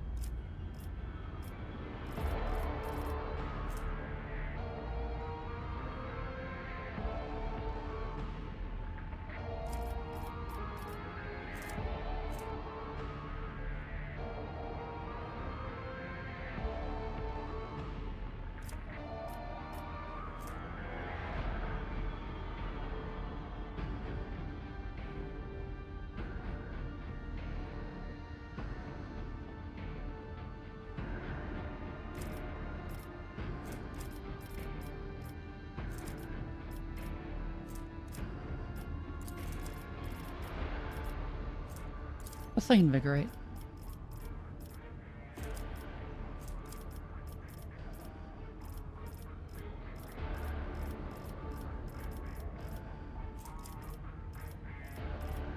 Where's the force weapon one?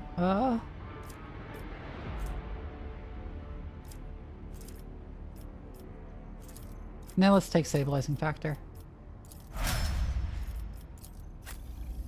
All right.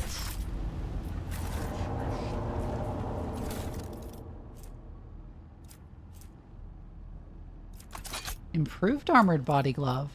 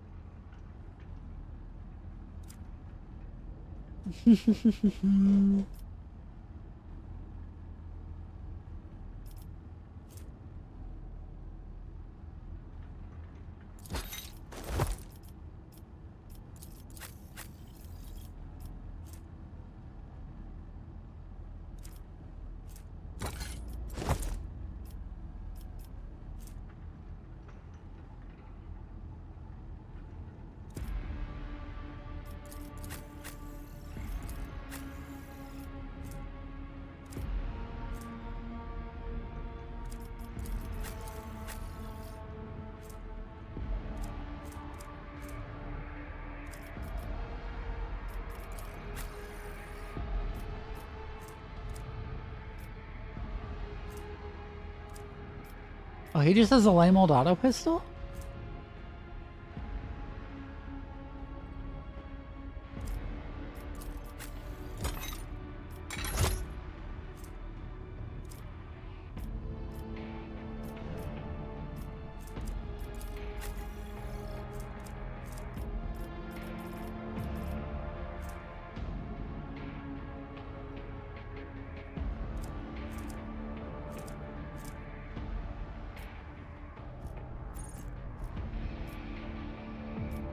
This dude kind of looks like handsome Squidward.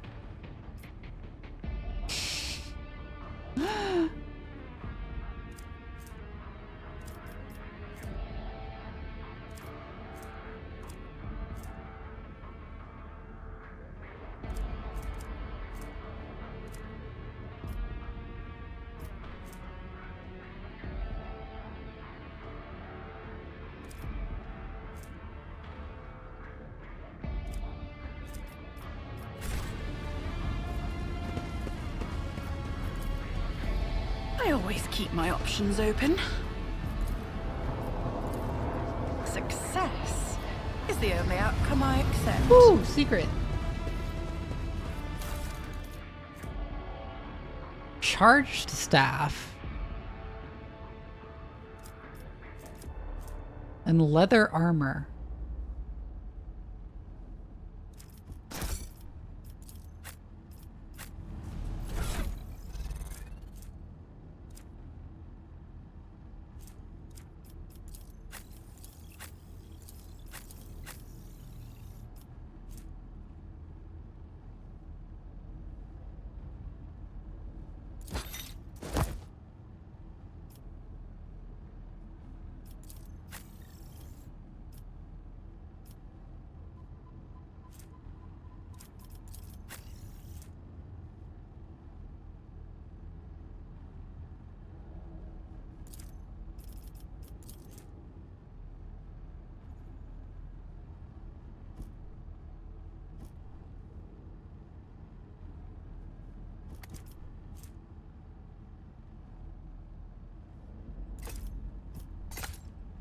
I think that's a better staff. Yeah.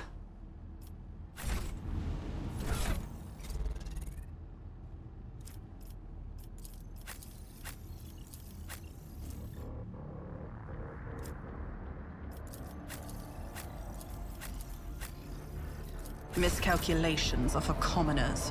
I don't make mistakes. I make profitable learning experiences. God, I love that line. It's so dumb. Acquisition his introduction to the party has, of course, fucked up my formation again.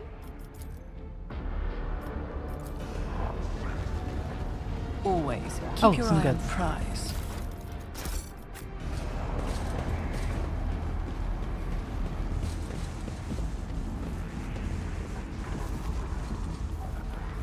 Keep your wits about you. That's where we found that mummified electric priest. Let's just continue on.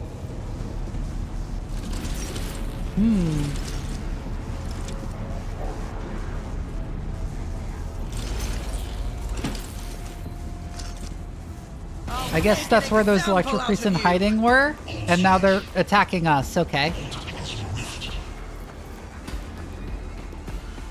And because it was an ambush, I don't get to move.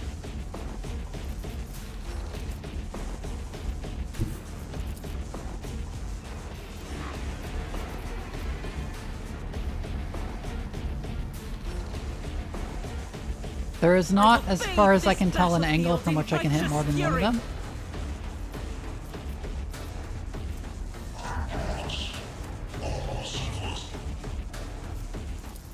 So I guess I'll just...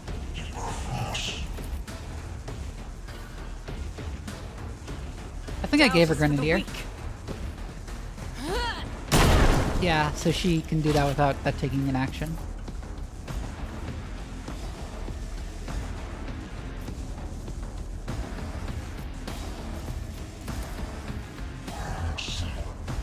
Faith without deeds is worthless. None can escape the Emperor's judgment. Okay, that's one down.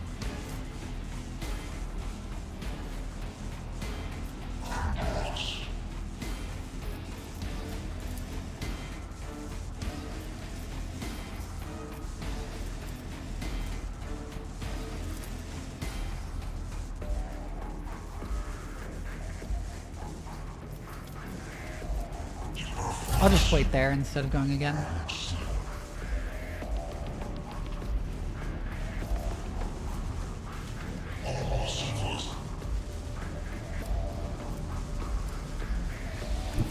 Adira can go to there, and then can she hit multiple guys with that? Oh, they're Electro Priests, so they're immune to it, of course.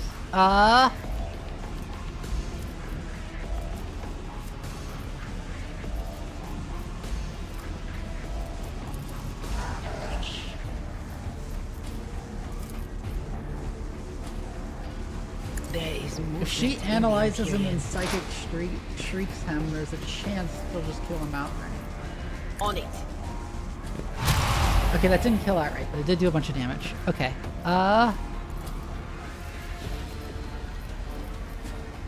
Who's first? You. Throw it on Pascal.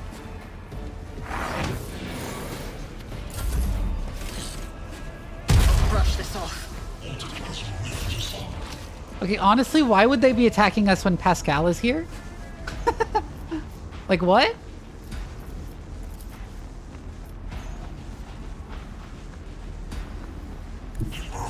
Anyways, go there and then charge Abelard. I tactically sound approach.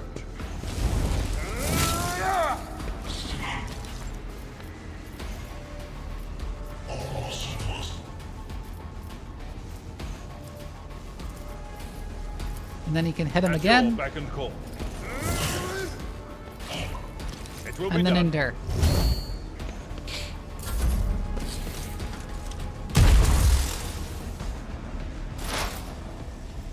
Me turn.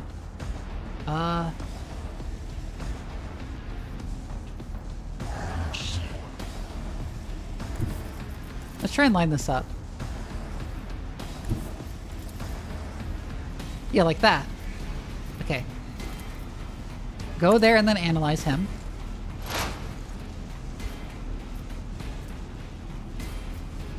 It's as good And as done. surefire plan. I'll see to it personally. Ah, I didn't hit the guy in the back. Unfortunate.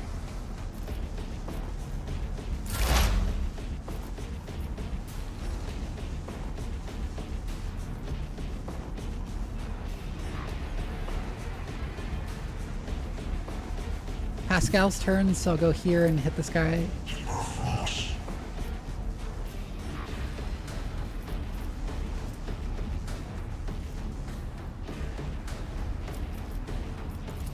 Yeah, and then I can use that, I think, on the other guy. The Omniscient knows all, comprehends all. Yeah, it doesn't... Oh, it healed because it's lightning. It's shock. Fuck. Okay, of course it did.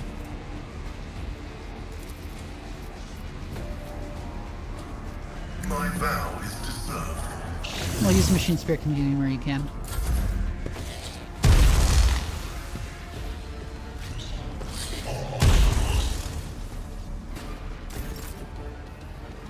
Heinrich's turn.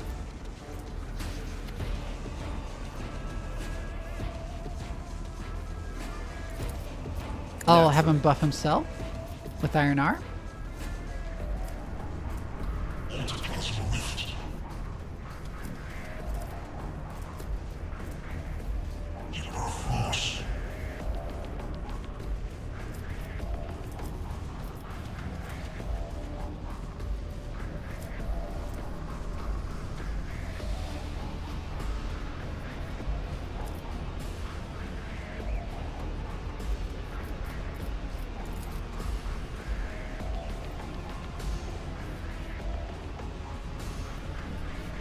Yeah, charge that guy. Lord.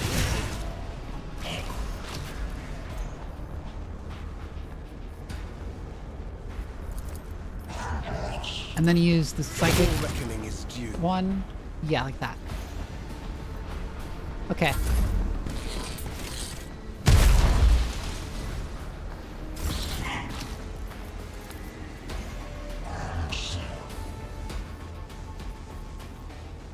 Argenta, go ahead and blast him.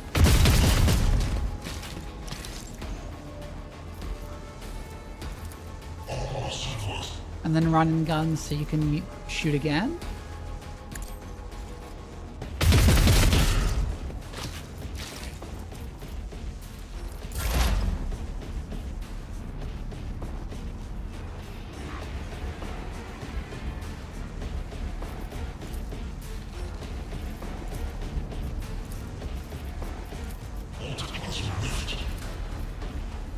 If Adira kills that guy, he will not get another turn.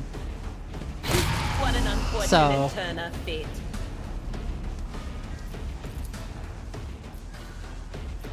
Do that and then give Heinrichs for warning. And analyze that guy. Was that you? Or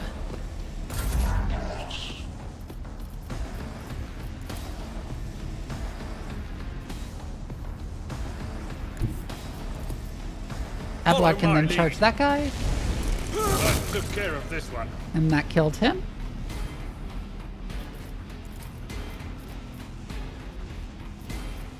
He's unfortunately too far away to fire with his pistol there.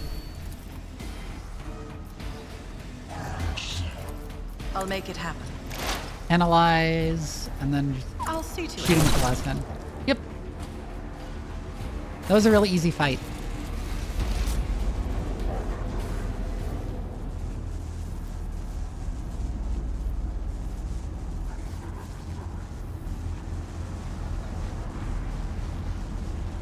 Let us not dawdle.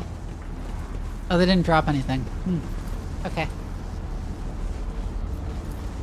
Will only respond to a special command that I do not know. Okay. I always have a backup plan.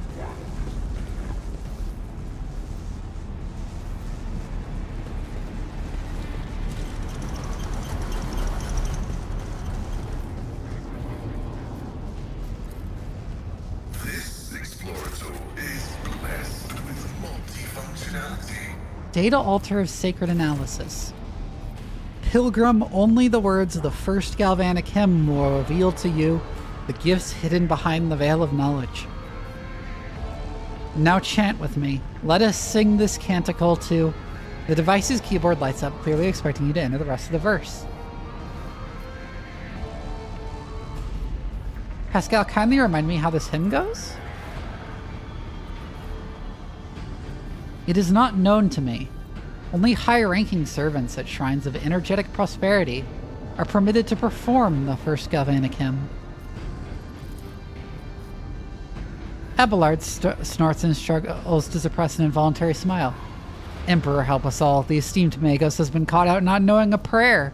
And now he's floundering like a cadet in an exam. I never thought I'd see the day.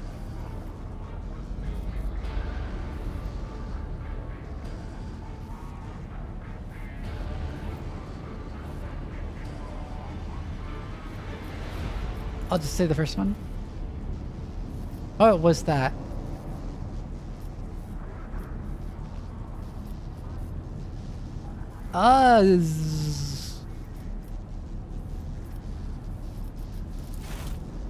I always keep my options open. I'm probably supposed to find something that tells me. Always keep your eye on the prize.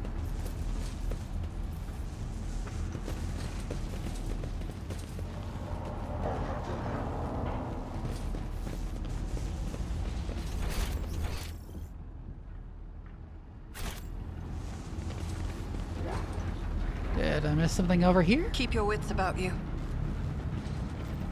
Oh, the lightning that was... Your Yeah! arrogance will be your downfall.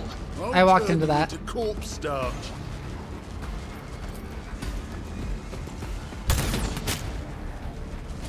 Ow.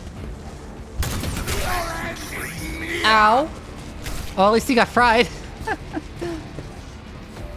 Channel my pain into anger.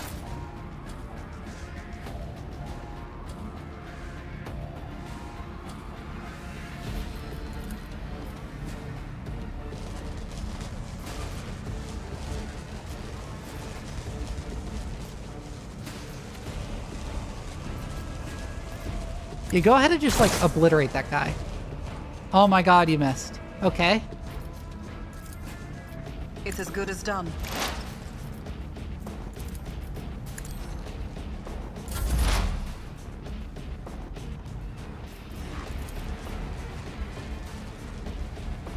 Not this guy.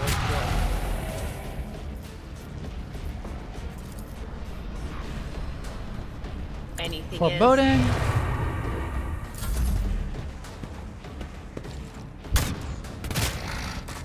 Oh my god, Pascal is down. Another loss to the retinue. And so is Heinrich. Another voice to join my choir. See my great works, master. This is going awfully.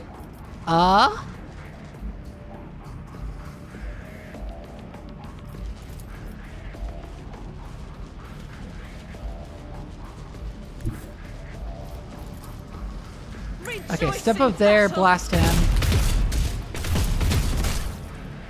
I'll do it. Running gun. Up to there.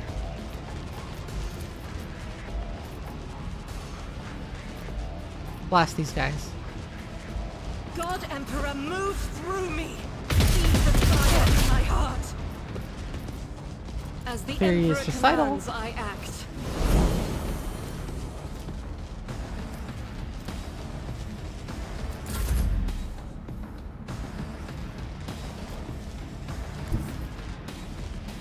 Go up to there, charge him.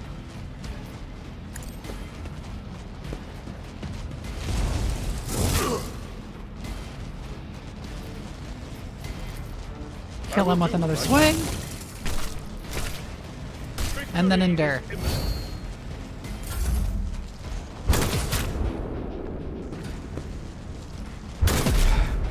Just a minor setback.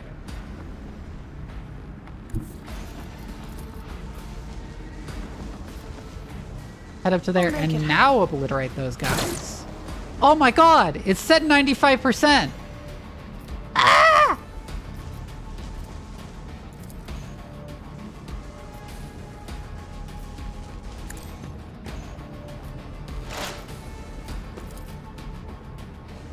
On it.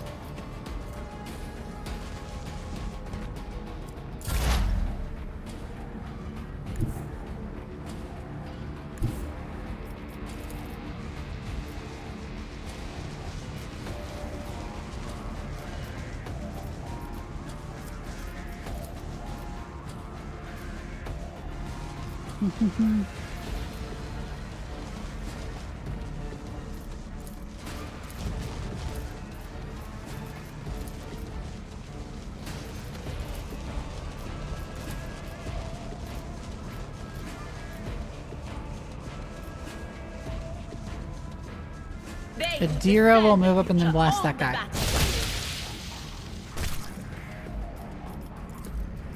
And then forewarning Abelard. A temporary setback. Oh my god! Worst possible time to get perils.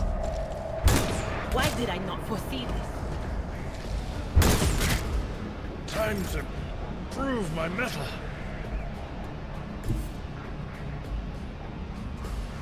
Okay, again to move up. The enemies Fire of on the those Emperor guys. will be undone.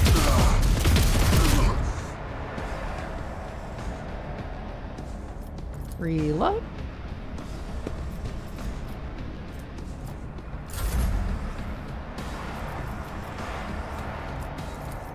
Careful. Abelard, heal yourself.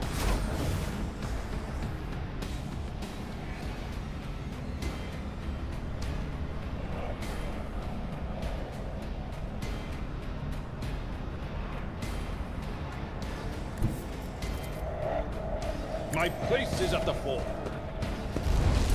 Reduced to Yep. dust. Okay, killed him. Indeed. And brace for impact because he's probably going to get healed a lot now.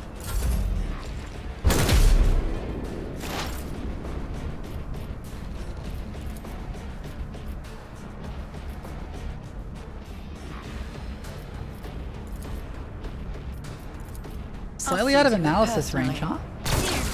Stood a But chance. not out of gun range.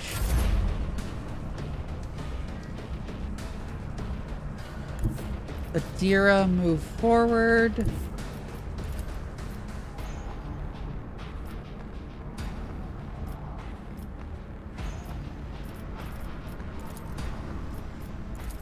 Anything There, else? she can finish that guy off. But of course.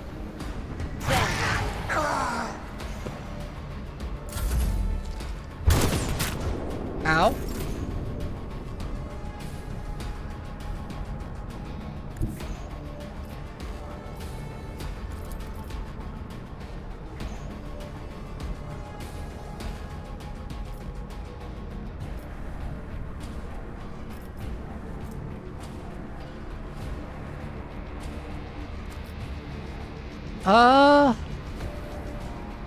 Let's move up to there with Argenta.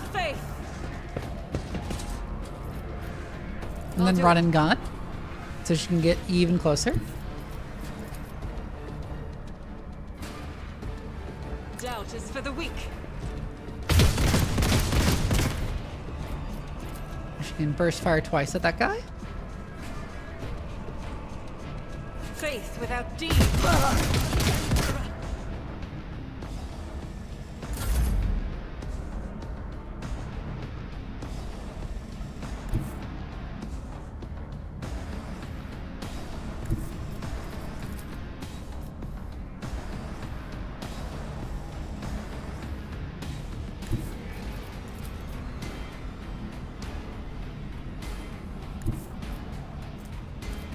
I've seen worse. I'll just have him battles move than up this to in my there and time. endure.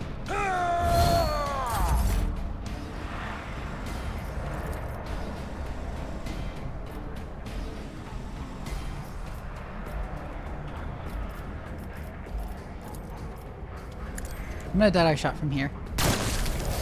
That got him. Is there money to be made?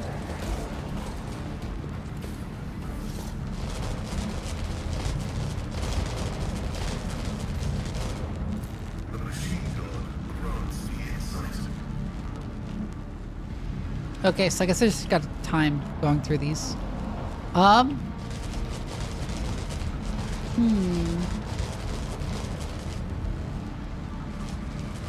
Oh,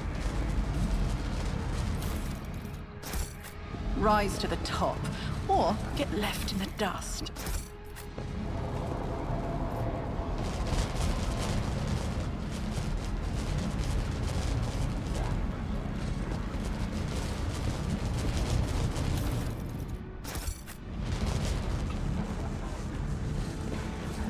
I always keep my options open.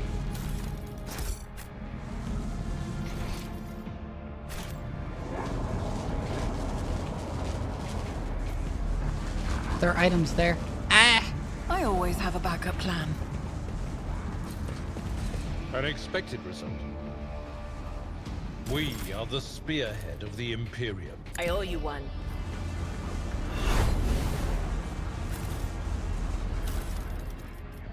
A plasma pistol. Neat.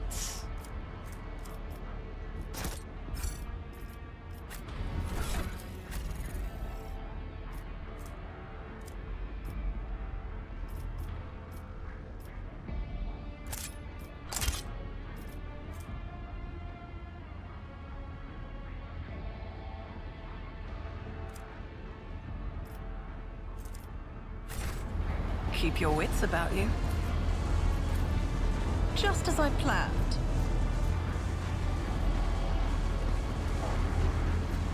Huh. Experience. Nothing matters more. Always. Keep your eye on the prize. Go fast. Go fast.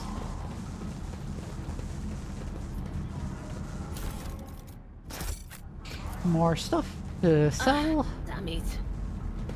Rise to the top, or get left in the dust. I missed something there. Operation successful.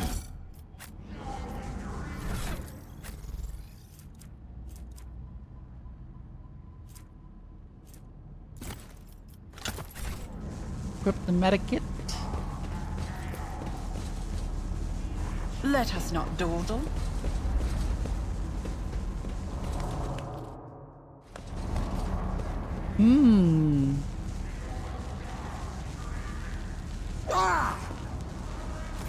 Huh. A crowd of cultists has surrounded a tech priest crucified upon a mechanism. A rhythmic whisper repeated by 100 voices blends into some blasphemous enchantment. Powerful discharges of the motive force run through the machine, causing the unfortunate prisoner's body to convulse brutally and forcing woeful cries of pain from his lips.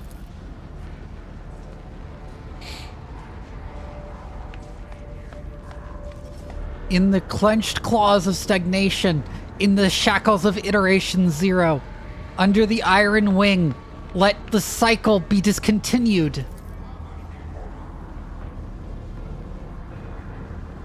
Pascal's mechadendrites spring into combat mode instantly, and a wrathful rattle comes from his vox. I am registering a severe violation of the Purity Protocol. The Blessed Amarnat has been captured by heretics and is being tortured. Look around the hall. The heretics have taken up positions everywhere, and many more are doubtlessly hiding in the passages leading out of the hall. For now, they are all focused on the sacrilegious torture of the tech priest, and do not notice you. We must save the esteemed tech priest without risking his life. We can use the blasphemer's clothing as a disguise. Unrecognized, we can sabotage the power units, overloading them, and thus cleansing the hall of heretics.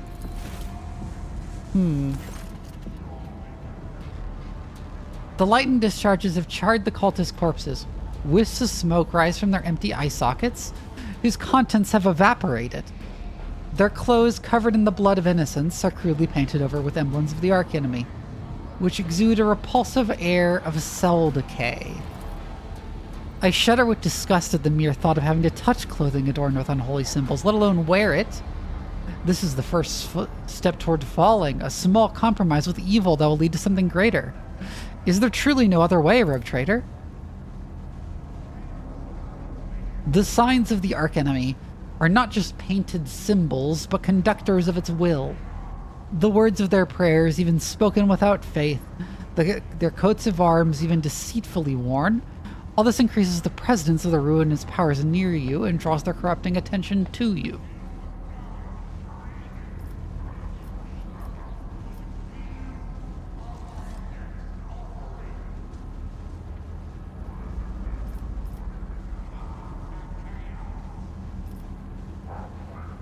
What is the essence of your plan?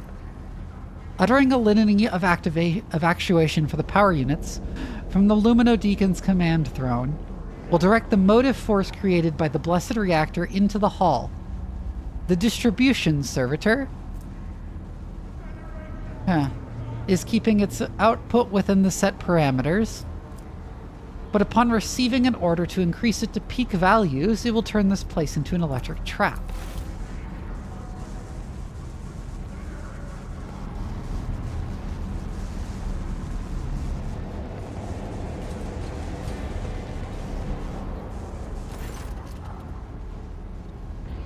The safety system protecting the hall is controlled from the machine altar, which must not be disabled.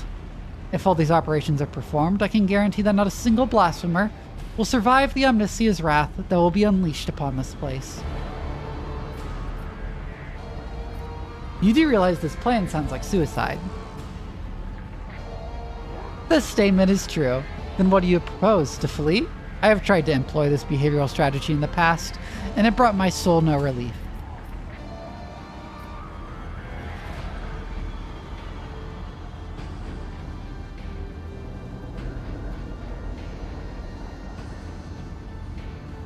If it helps to save a worthy man, I will put on the cultist robes. I pray that the Omnissia gives the blessed and Amarnat enough fortitude.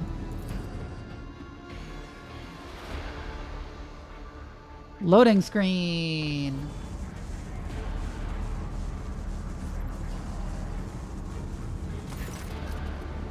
The heretic's garb clings to your skin like a gaudy leech. Tingling and foul fever spread over your body as though these tatters have imbibed the vile contents of their former wearer's soul.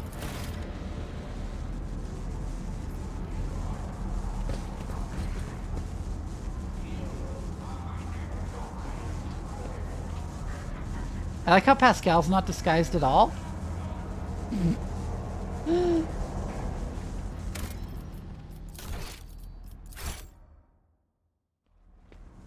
I always keep my options open.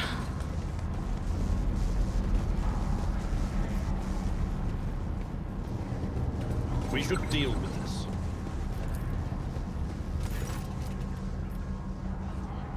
A grim-looking heretic walks up to you resolutely.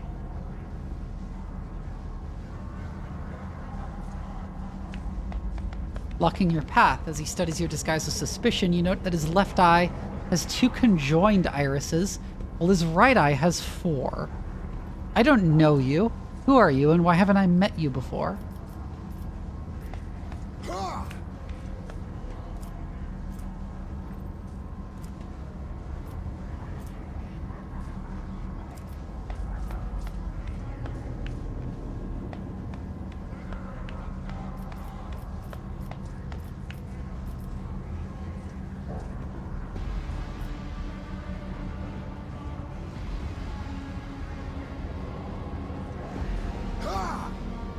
Oh my god, this one!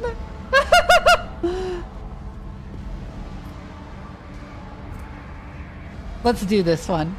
Perhaps the Master has blinded your eyes to trifle so that you may behold what is true. Your reply, imbued with mystical significance, was evidently to the cultist's liking. He smiles haughtily and says, "May our Master blind you too, sister." I always have a backup plan.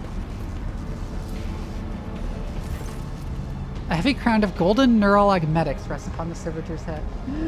Abelard, introduce me! The crown is bent and broken from ruthless gun butt blows. The pale body is covered in blasphemous inscriptions carved into the withered flesh. I identify this acolyte as a distribution servitor. I am registering upon it traces a sacrilegious violation of the right of operation. The probability of its responsiveness to commands is below average.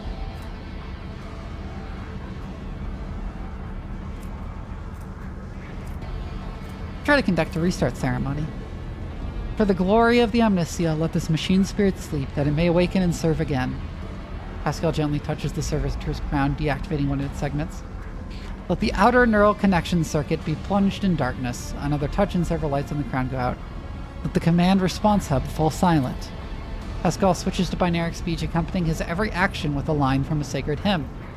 It is amazing how the reverent awe in the tech priest's voice can be discerned even through his rattling vox.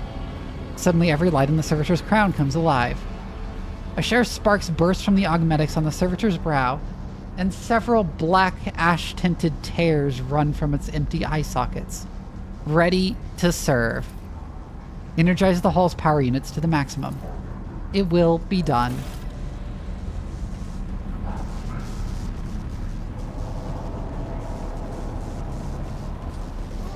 Safety system control altar. The altar is adorned with gilded skulls. Threads of metal that used to be electus are fused onto the bone. Once majestic, the altar has now been desecrated with blasphemous images of the blue-green suns. Some of its levers and buttons have been pried from their sockets, but the mechanism still glorifies the Omniscia with its operation. I identify this as the safety system control altar. For a diversion to succeed, this blessed machine must be executed, and may its spirit forgive us. Cause the altar to overload.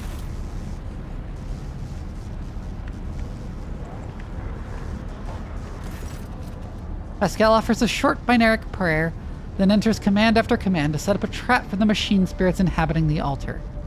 The code born out of the tech priest's tinkering causes the spirit to fluctuate confusedly in a snare of impossible commands, heat up the altar's circuit boards, and perish forever in the showers of sparks that burst forth from its melting wires. May we be granted the Omniscia's forgiveness for this act.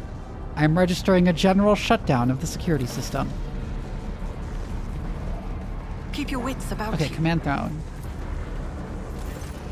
A tech priest's corpse, his throat slit, sits upon the splendid command throne, laced with finely wrought motive force paths. A contorted expression of righteous anger is frozen on his face. A black blindfold covers his eyes.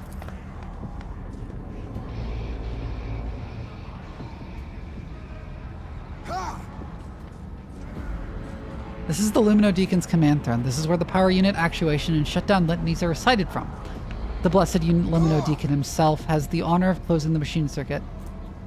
I can sit on it myself. Pascal, kindly sit down on the throne and recite the litany. Request denied.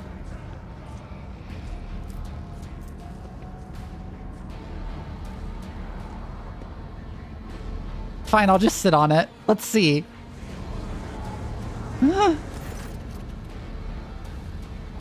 As soon as you lay your hands on the command throne's panels, a painful sting of electricity numbs your senses for an instant.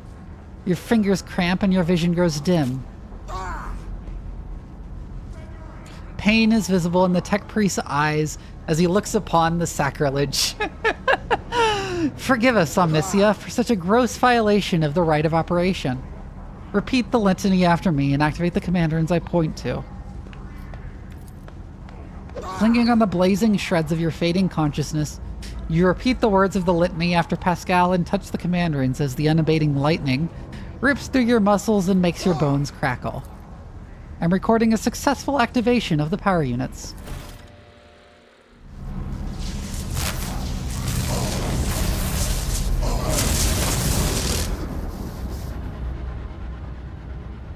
Owned?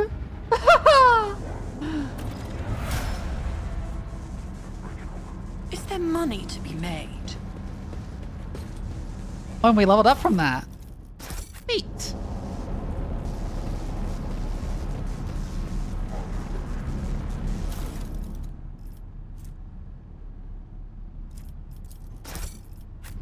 Always keep your eye on the prize. I'm restless.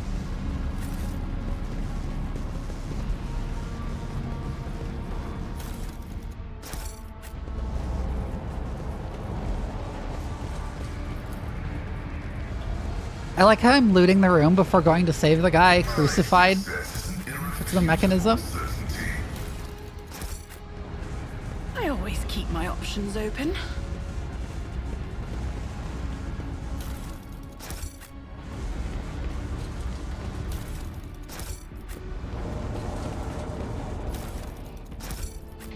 Rise to the top, or get left in the dust.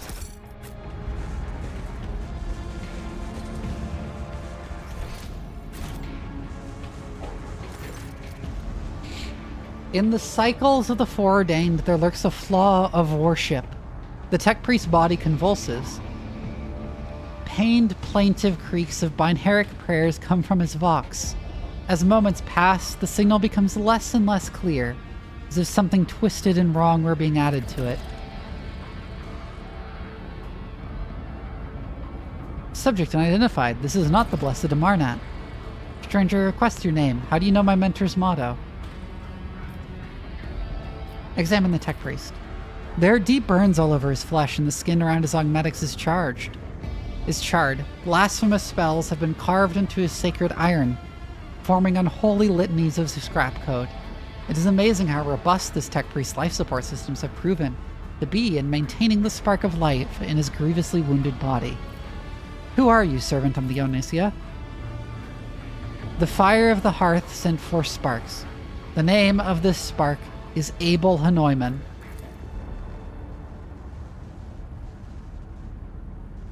The tech priest looks over at Pascal. For a brief moment, his speech becomes clear. The echo of my call has reached you. Good. The iteration is at its end. The design is fulfilled. What is the intention? Why are you calling yourself by my name? Was it you who summoned me to Rycan Minoris? What for? I categorically demand an answer. Pascal's voice rises to an intimidating howl, but the delirious tech priest does not seem to understand what he is saying. What design?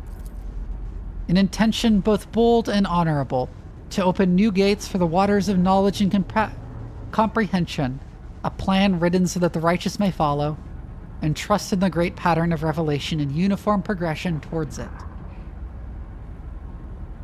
Those are his words. I've not heard them in so very long.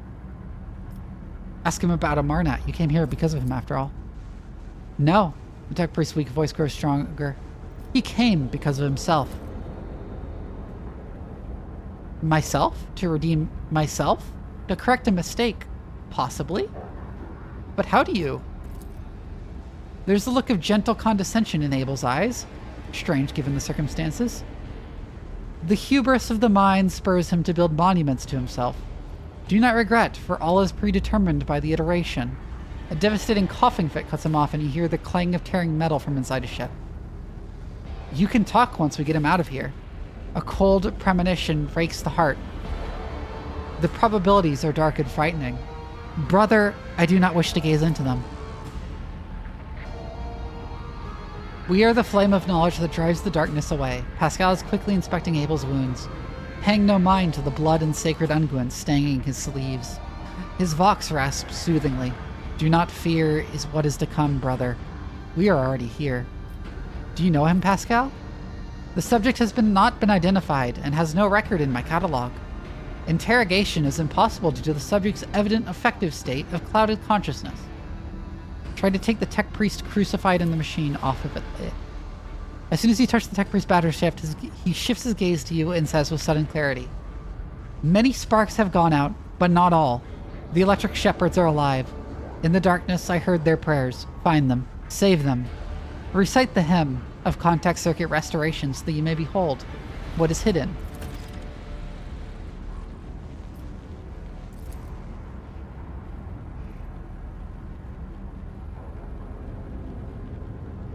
Information archived to the effect that the circuit restoration hymn is the entrance password to the electric priest's hiding place.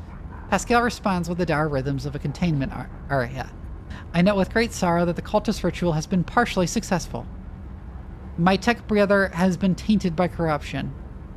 He is in the grip of a schismatical, an unholy imitation of a machine spirit. I request immediate activation of the tech sourcism protocol. What is a schismatical? An ugly mockery of a noble machine spirit created by the warp. Sometimes a few lines of despicable scrap code, or a small clump of the motive force falls under the archenemy's influence and degenerates into an abomination of this sort, one whose very existence is an insult to the Omnisia's wisdom. I shall save him. The possessed man responds with a burst of repulsive laughter. Every now and then, a word or two of Gothic finds its way into the binary obscenities pouring out of his vox and what seems to be the schismatical's tentative forays into a language that is alien to it. His body convulses, his joints twist at unnatural angles with the sound of bursting steel couplings. As the possessed man thrashes about, His internal augmetics emerge gradually through the hanging tatters of his flesh, as though an iron homunculus hidden inside the tech priest were trying to cast off the meat cocoon it no longer needed.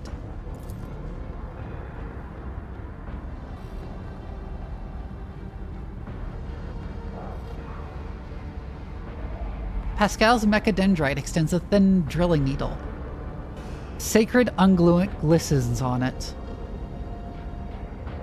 A code verification aria is heard as the needle sinks into the possessed tech priest's skull and touches his neural augmetic, forming an electric circuit with it. Extreme strange is visible on his face. Furious litanies pour over his fight. Vox. Result, failure. Requesting assistance. Send a purifying charge of the motive force into the possessed man's body. May the machine god heal you. Undaunted, you grab one of the severed cables and press it into the tech priest's body. And a shock of formidable power strikes the possessed man. Machine oil gushes out of his mouth. His vox hisses deafeningly as the flow of the motive force burns the corruption in his sacred iron. The Overlord destroys some of the circuit boards of his neural augmetic, resets his code, and erases the schismatical from existence. The tech priest's eyes roll up and he loses consciousness, crushed yet still alive and no longer in the thrall of corruption. With the utmost care, Pascal takes his body down from the mechanism and lays it on the floor. His stirring litanies of gratitude to the Omnicia echo through the hall.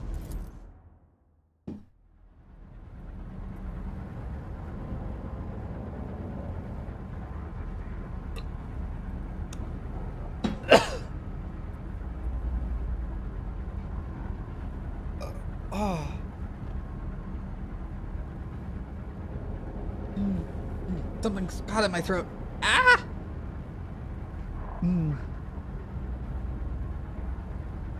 Rest, tech brother. We will come back for you when we have done our duty to the miraculous fusion reactor. Lord Captain, the Omnicia commands a pious mind to strive toward uncovering the truth. Therefore, I will not stop until I find my mentor and understand his connection to the servant of the machine god.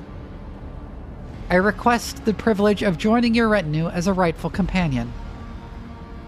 I can offer to fulfill the duties of an engine seer on your ship in exchange for the right to follow you and conduct my own investigation. I always have a backup plan.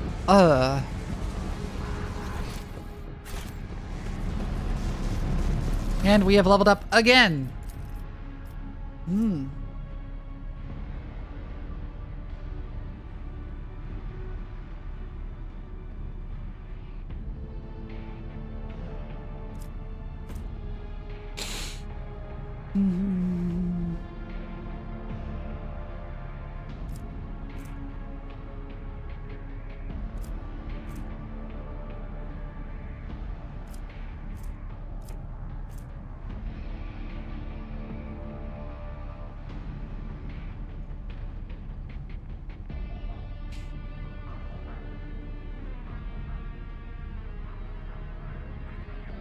Tactical knowledge seems like a fun one to have.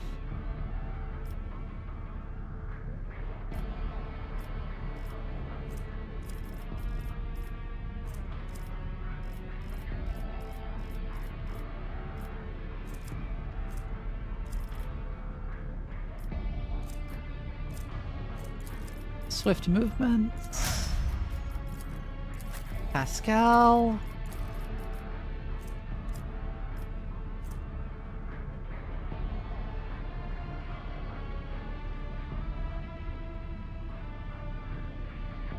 Yeah, let's take intimidation.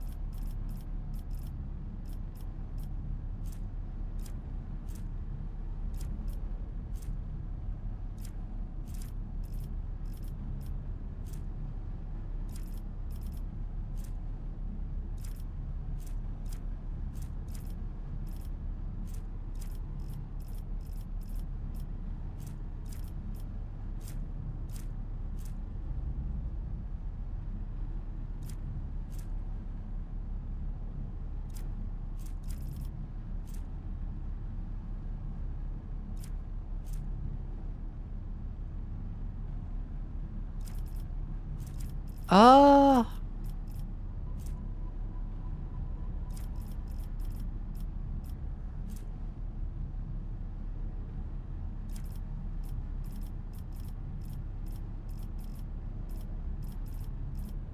very nice to give him a little bit more intelligence.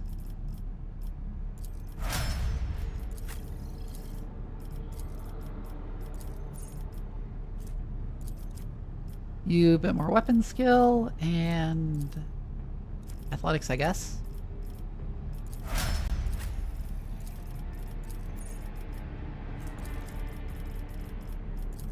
Our weapon skill and carouse.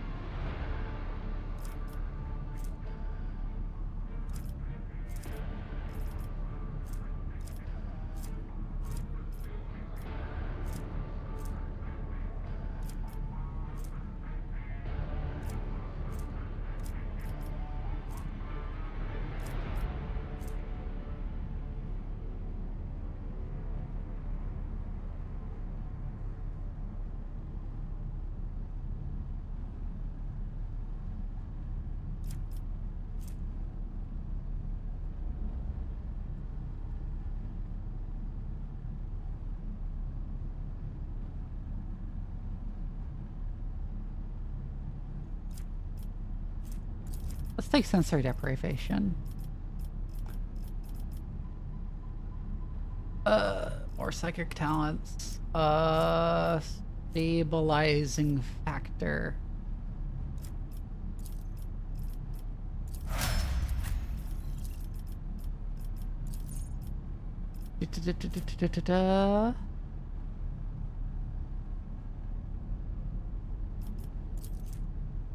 She does actually need some strength for heavy weapons, which I'm going to give her later. I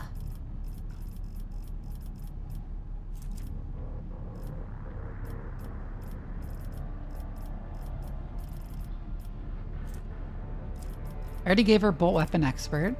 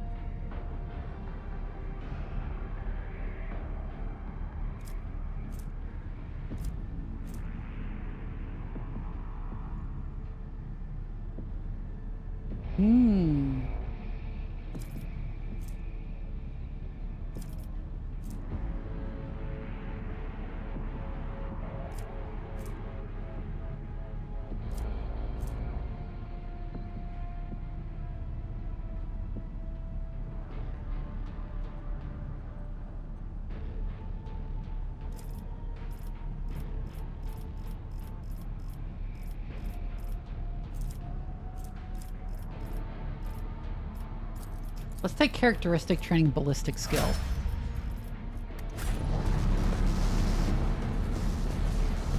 Keep your wits about you. Data alter of sacred analysis. In the words of the first galvanic hymn. Let us not dawdle. Oh, it's that thing again, yeah. Okay.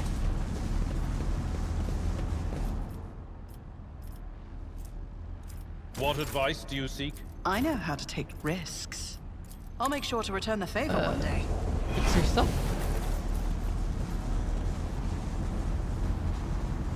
Okay.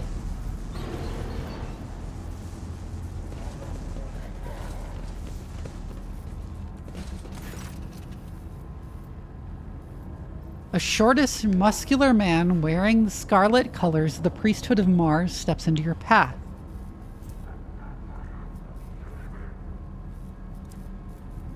The wrinkles on his cheeks and forehead point to his propensity for frequent outbursts of fierce anger, but right now he is showing no signs of aggression. Glowing blue patterns of electric tattoos, or electus, show through his oddly bluish tinted skin. Continue. The man's eye sockets are dark and empty, yet he turns his face towards you with no hesitation. He has a sharp, screeching voice, not unlike a bird's cawing. May the charge of the Omnisia's mercy persist in the hands of the faithful. May the motive force persist in their batteries.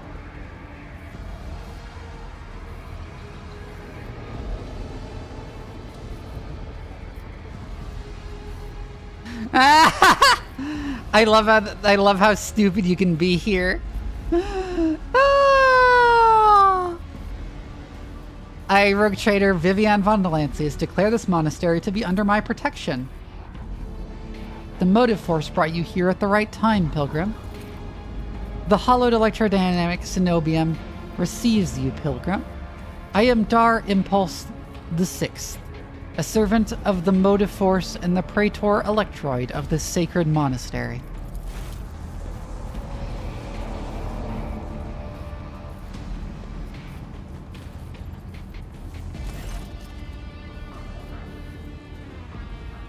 Pascal bows down humbly before the man. A trill of binaric signals come from his vox, to which the praetor responds with a solemn gesture of blessing. Pascal turns to you and says, "The rank of praetor electroid is a sign of high standing within the electro-priest fraternity. To have been granted an audience is a great honor. You have the honor of hosting the rogue trader of House von Valancius. I urge you to follow proper etiquette when interacting with the eminent bearer of the sacred warrant. Within these walls, worldly titles are nothing before the motive force. Your deeds, however, speak far louder than titles. For your path here is sprayed with the blood of desecrators. Dar Impulse the Sixth. It was to you, was it not, that Logis Abel came seeking an interpretation of his data trance? Yes. Tech brother Abel arrived here to engage in a magnetic meditation that would help clarify his visions.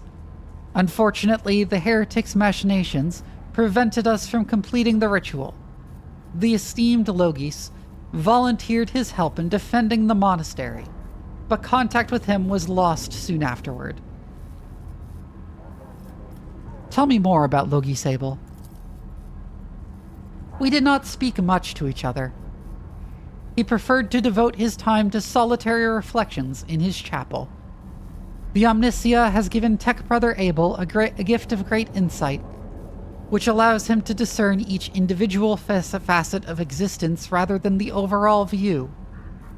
This makes his logic different from that of other people. His mind has always been able to combine facts and conclusions into harmonious wholes that were nothing short of beautiful. Many among my flock found his sermons poetic. What kinds of visions was he receiving? The Omnisia's revelation was encrypted with great meticulousness, which indicates its great importance. Grasping it fully is beyond my ability, but a single touch was enough for me to realize the enormity of the secret concealed within. Or, more exactly, the secret design, which was how Tech Brother Abel referred to it. His mind had discerned in the world around him traces of some grand silence that he wished to comprehend. I have rescued him from the insurgents. I hope the Omnisia preserves Tech Brother Abel's life, that he may continue to comprehend the mysteries he has tapped into. I have a few questions about this place and the people in it. Truth is like light, and blocking its path is criminal. Who are you? The hard-working servants and dwellers of the Cenobium, Electro Priests of the Adeptus Mechanicus. The Corpus Scari did us a great honor by entrusting into our care the sacred relic around which the hollowed electrodynamic Cenobium was built. What precisely do you believe in? We have devoted ourselves to the worship of that aspect of the machine god which is known as the motive force. It is the blessed divine spark that creates impetus in the universe. The Omnicia, in his mercy, gave the world the gift of the motive force, and we follow its impulses in order to increase it, bring it to laypeople, and protect it from unholy hands. The relic that this monastery protects provides the entire planet of Rykad Minoris with the blessed machine force, and we, unworthy though we are glad to serve the ancient machine that dwells in this place. Tell me more about your relic. It would be pointless to describe the miraculous fusion reactor. Only through beholding its ferocious power can one comprehend its blessed essence and fear the might of the Omnicia. Its core was found 4,000 years ago and delivered to Rykad Minoris by the holy warrior of the faith, Locke Impulse I, during one of his campaigns. Its sacred spark has not gone out for an instant, and the walls and power units of the Cenobium have been erected around the relic in order to protect it from ignorant laypeople, as well as to protect them from its formidable might.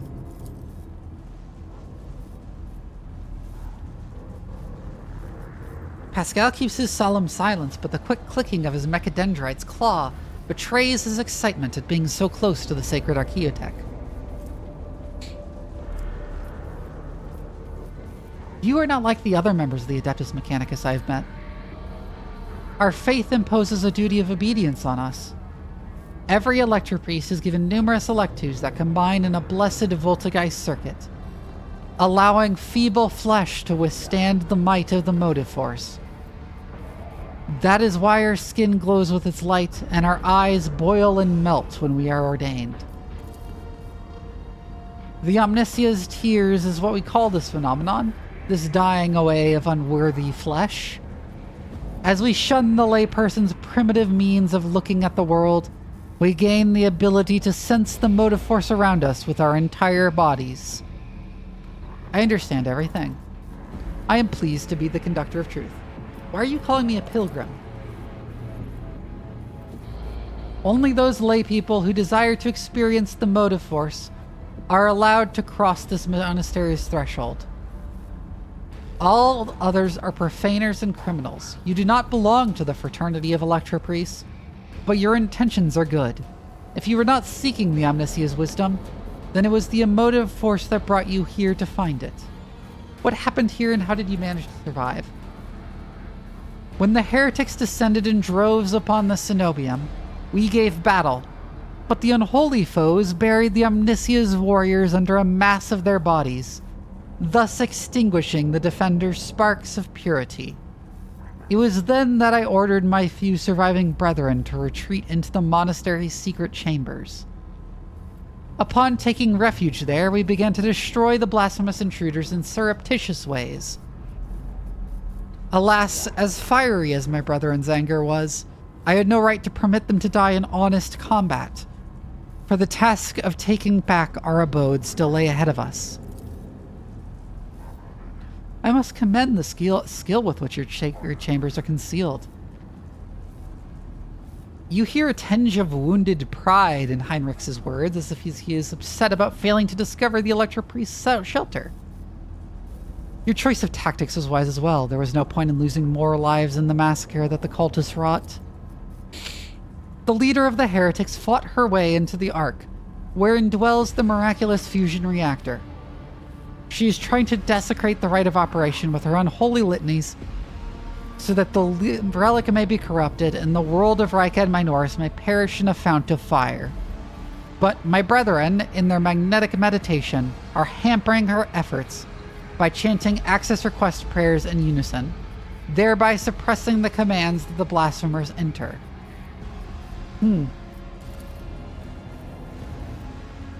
The This holy place will be protected against sacrilegious practices, I swear it.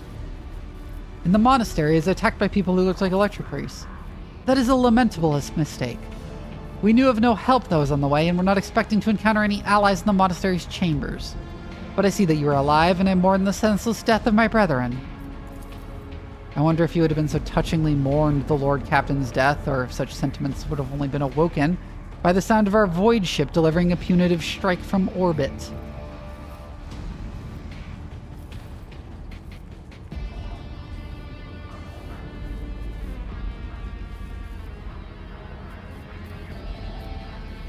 My enforcers and the governor's guards can help you reclaim the monastery.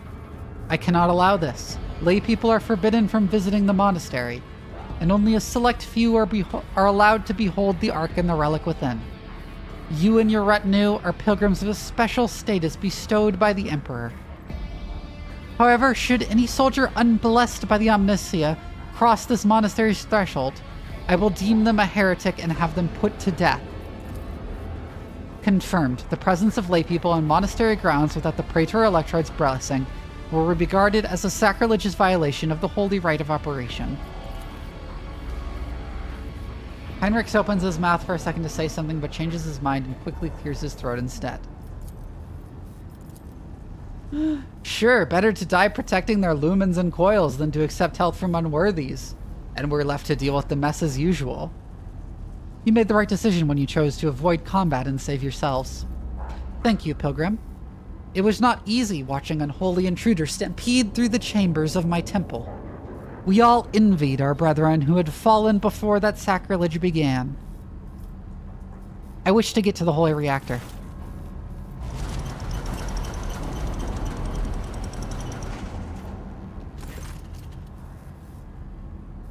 The Ark is hidden from Pilgrim's eyes, but considering the extraordinary circumstances of your visit to this monastery, I grant you that right. The hall that leads to the High Reliquary has been barred by the enemy, but it will open a secret path for you. Enter the Ark and experience the motive force, Pilgrim. We will pray to the security systems that they may refrain from punishing you for your intrusion. I must press on. May the charge of the Omnicia's grace persist in the batteries of the faithful. Always keep your eye on the prize. Alright, let's save the game.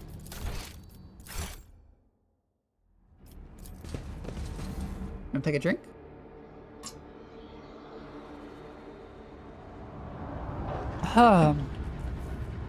Is there money to be made?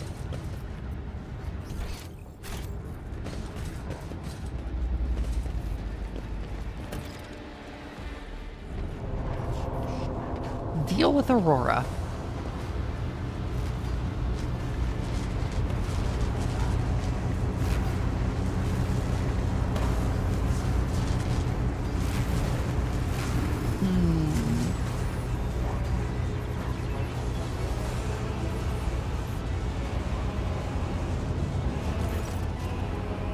The face of the woman who stands before you is hidden behind a grotesque barred mask. Yet the voice pouring out beneath it belongs to someone else. It is the husky, somber bass of a void wolf, boarder of ships. How predictable your path is. How static all the possible deaths you have skirted, only to perish here in the fiery tempest that will mark the final dawn. The woman turns her mask to Pascal and gloats. You have arrived just in time, little Krog. The schismaticals use your regalia like a mask to subdue the reactor. This voice vox raps musingly. A cog! I cannot comprehend why apostates try to insult me by comparing me to the sacred symbol of our faith. It is irrational. His visor lights up like a crimson herald of bloodshed, and his drilling mechadendrite whirs viciously as it readies to strike. The sacred cog grinds all corruption to dust. From the dust, I will build order.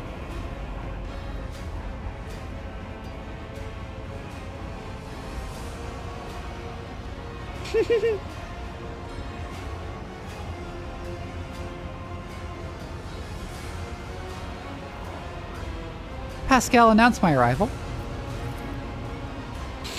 Skeleton at an intimidating binaric trilling announces grimly, "With the Omnisia's blessing, the rogue traitor Von Valancius has come before the miraculous fusion reactor, seeking to perform purification and eradicate the corruption. All unauthorized persons are hereby ordered to lay down their arms and humbly accept their punishment.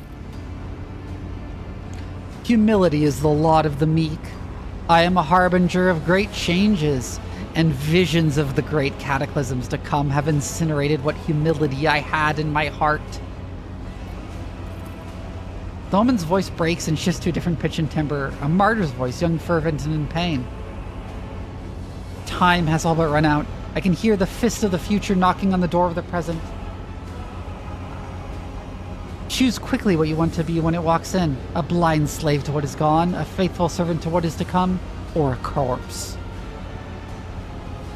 Orange, you got 40K books for Christmas? Oh, that's neat! Which books? I would take some time to wrest from you the details of the future that the cult prophesies. Hopefully when we're done, what's left of you will still be capable of coherent speech. Ah, interesting. What you'll be is a living torch blazing for his glory. Argenta's voice burns with pure hatred and trembles with impatience to make the promise come true. "Your people won in my head. Why? Brother Twilight, known to you as Kunrad, marked you as a target. Your foiling of his plans sealed your death warrant. It is now a predestined certainty that changes can no longer affect. Who are you?" "My name is known to you. I am Aurora, servant of Erlon the Cruel, and the spark of the final dawn that is destined to set Rykad Minoris ablaze. A great path for one who was born into the Imperium's bondage but shunned her predestination in favor of the changes promised by the Edge of Daybreak.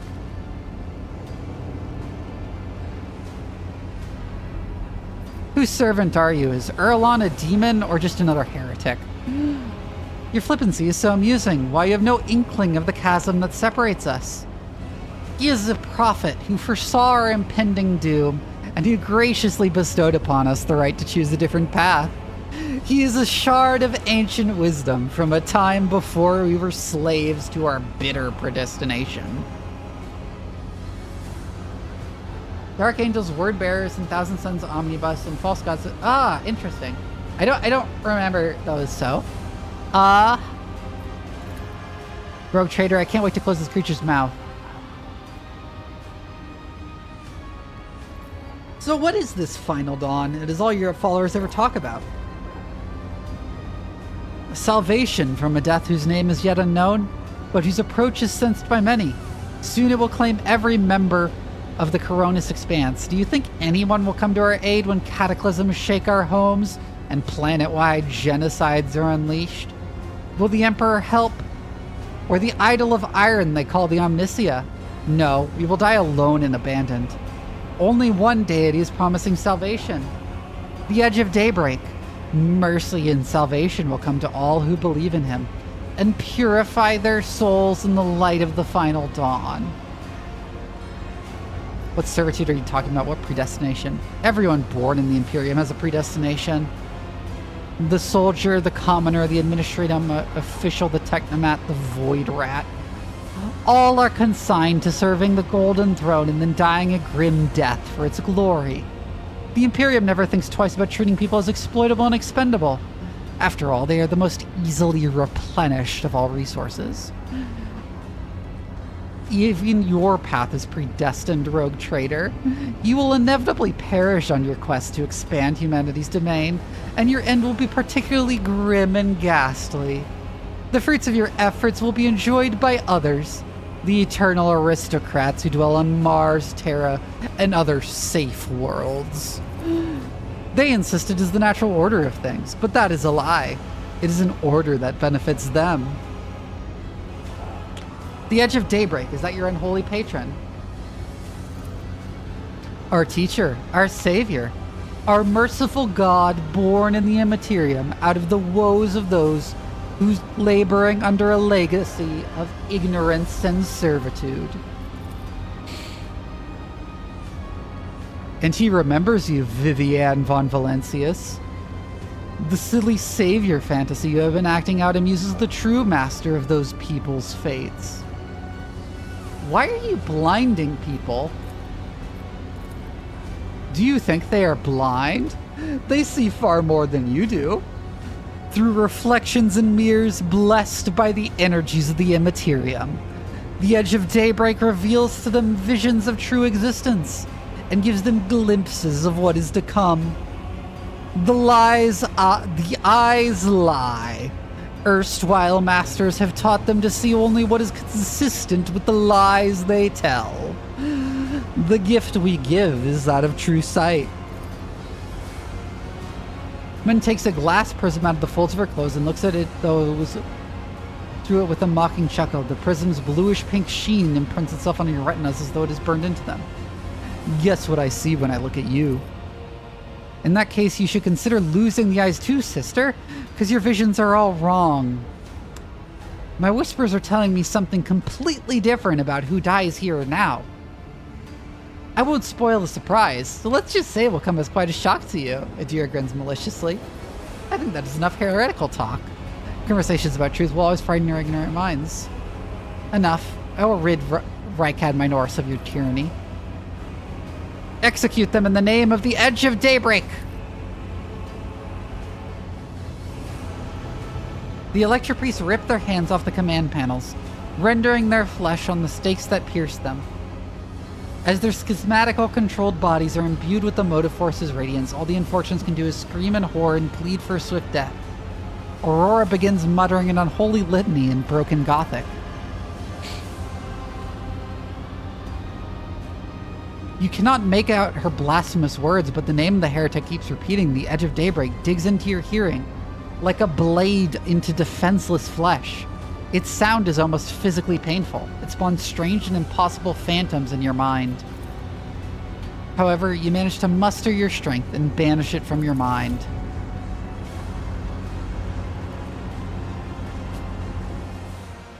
I'll make an example out of you.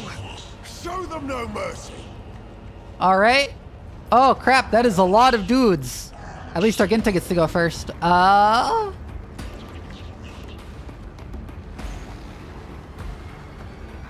2 rounds until the reactor explodes. Okay,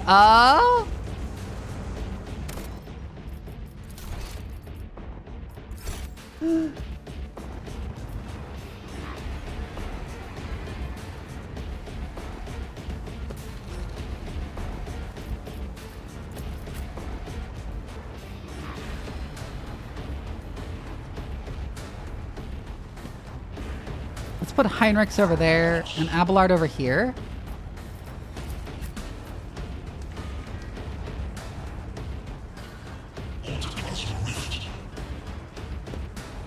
Adira can go there.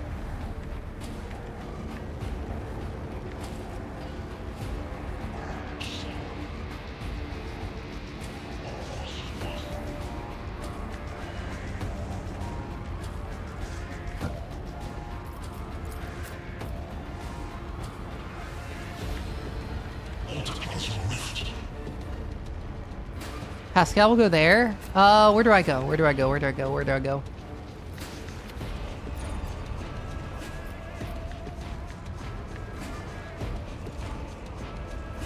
There, I think. Right, Argenta. Spray these dweebs with bolter fire.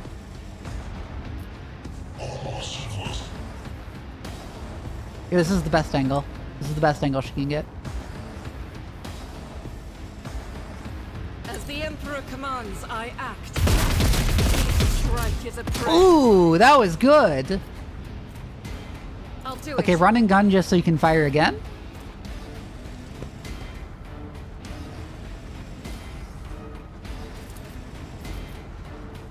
Alright, see you for now.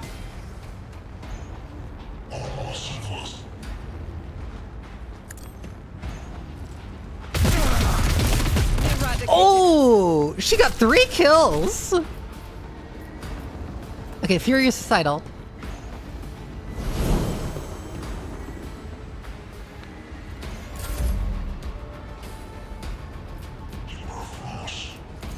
Heinrichs, Orion Arm yourself.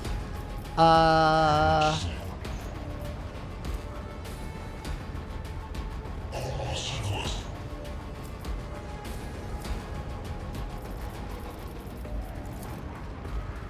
started too close for that. Oops.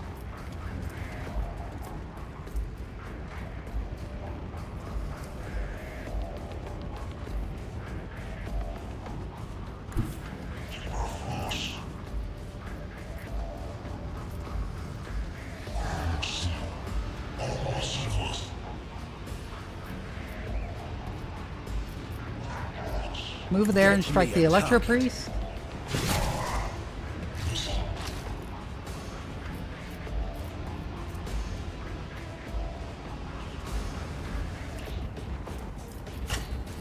Endure.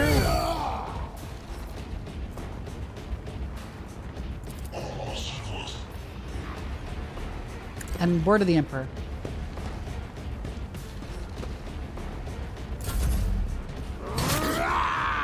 The road take you.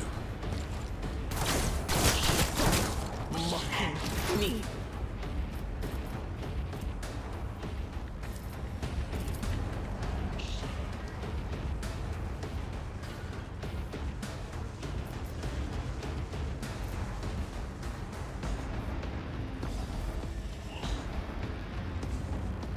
So is there anything to interact with here? Because obviously I need some way of stopping the reactor.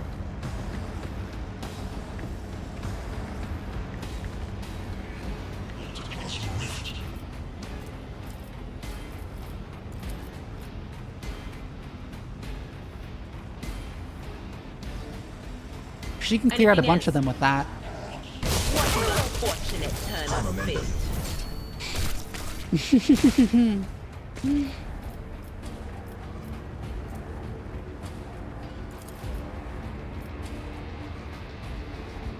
And throw down foreboding over there.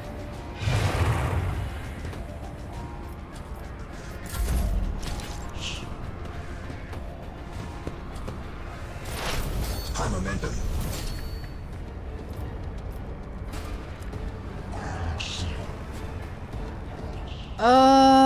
Fuck. What do I do?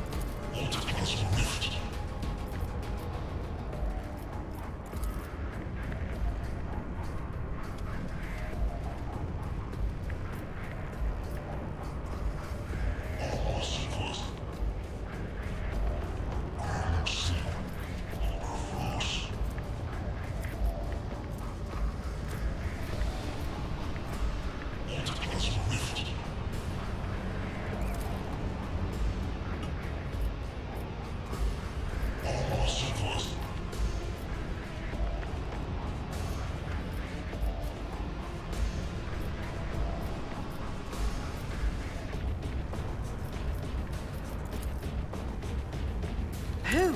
Let's just if snipe not those guys. me? Oh, it didn't kill them. Fuck. That's annoying.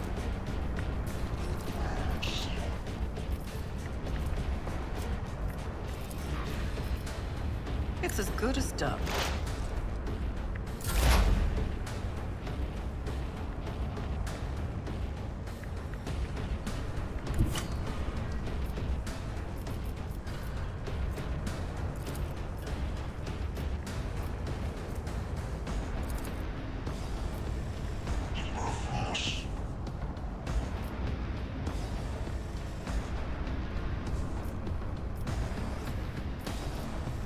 So if he stands there, he can hit both of them with that.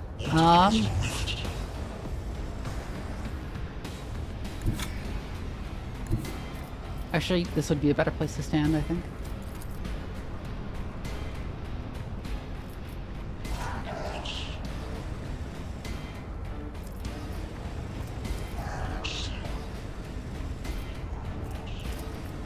Go there, analyze the electricity.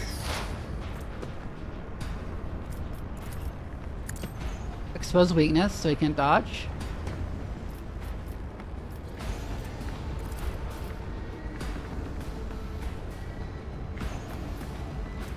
And then brutal strike.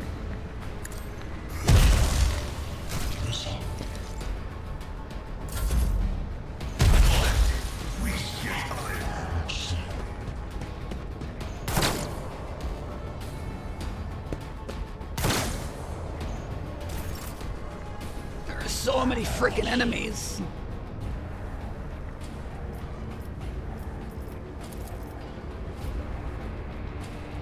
Let's search that guy.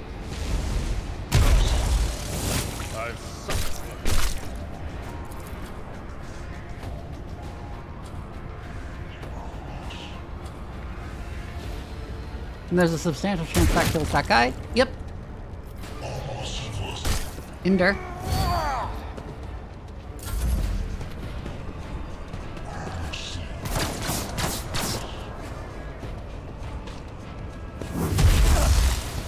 I won't go down. My best guess is what I'm supposed to do is kill the Electro Priest. Your blood will flow!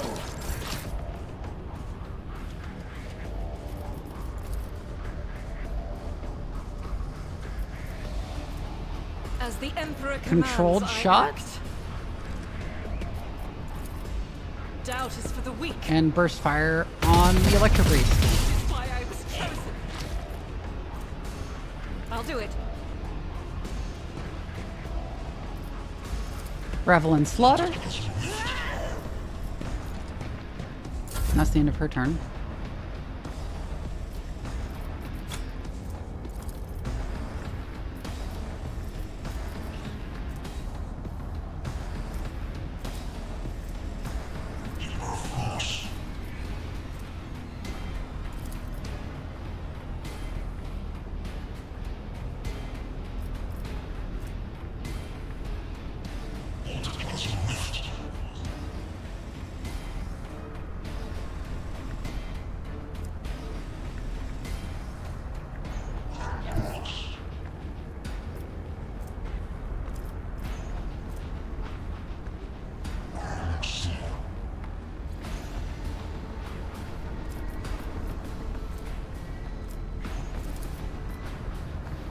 I need a foothold. Move there, hit him with the Psychic one.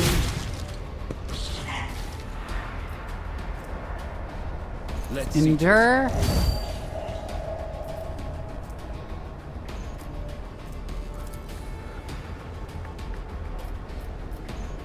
And then we'll Daring Breach. Is mine to grasp.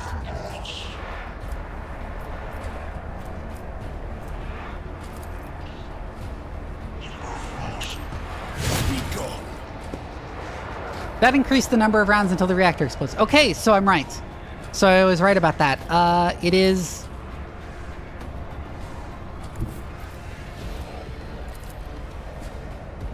I'll put my psychic abilities to use. I'm done with this. Kill the Electro Priest. Okay.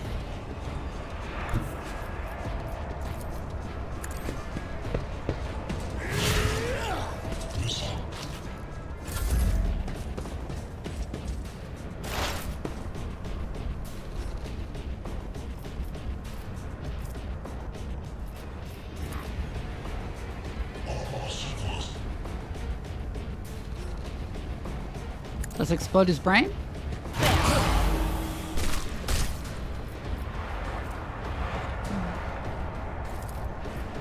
That is not my destiny. What? Give higher Was that index you? for warning. Or... I'm not so sure. Not this Greyer's job. anything is. And just analyze the tech priest. The electric priest. Ow.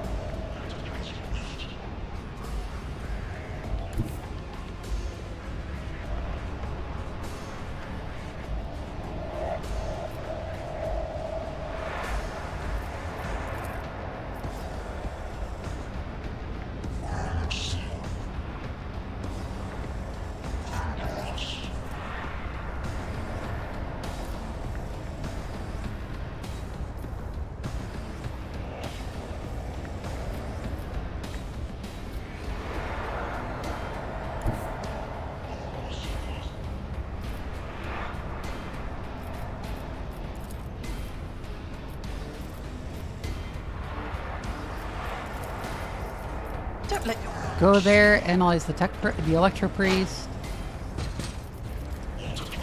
Any tactical knowledge there? No.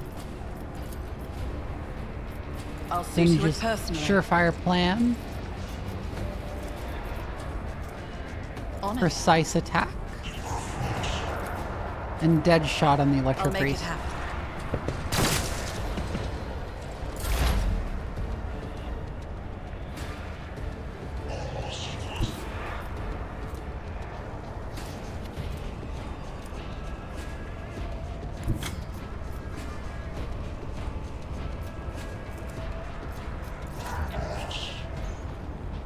Finish off the electro priest.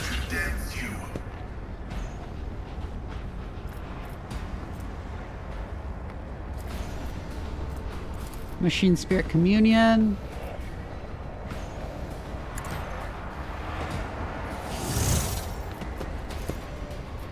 Analyze that electro priest. And it's the end of Pascal's turn.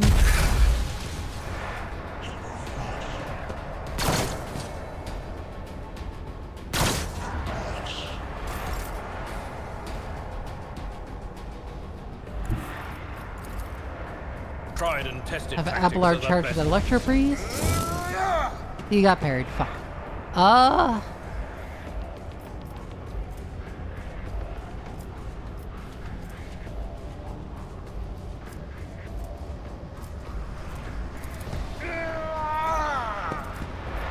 Let's reckless strike it will again. be done. Then.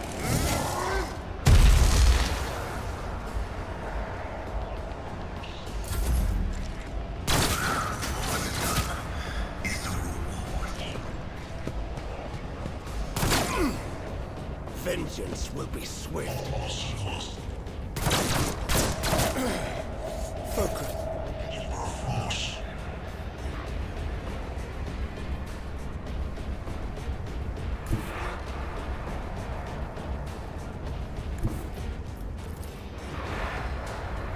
Oh, she can get a good chance to hit on him.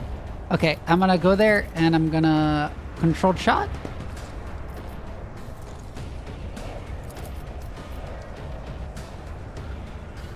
I'm gonna fire on the electro priest. That didn't do very much.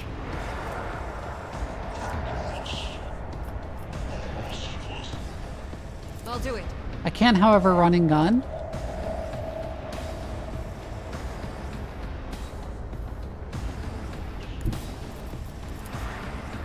Allowing her to get there and fire a single shot at the electro priest. Still missed. Damn.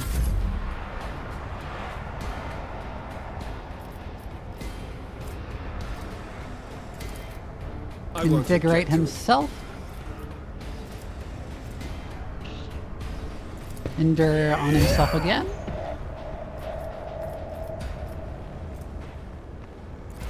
And then big hit on the electric priest again.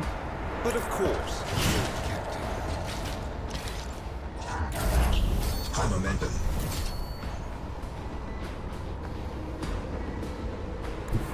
Adira should start moving up.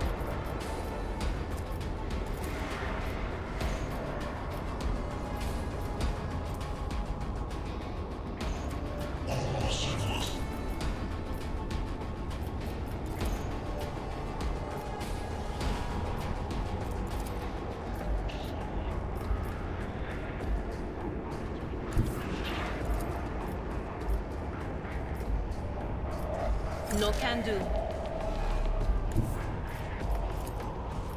I know what it's If I do that angle, I can put forewarning on Pascal.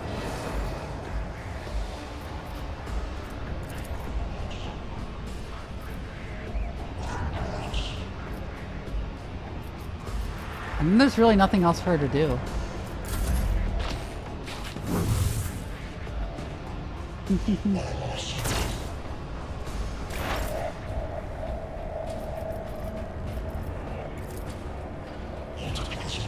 They're too far away to technical knowledge. Anyways, we'll kill off that Electro Priest without actually going to him. I'll make it happen. If not me.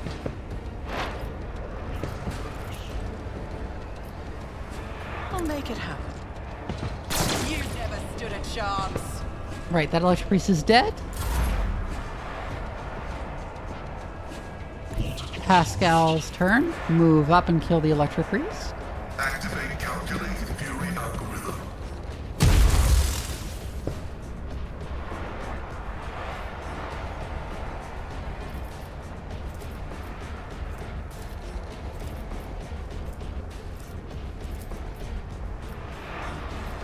The scriptural prognosis is fake. And analyze that guy.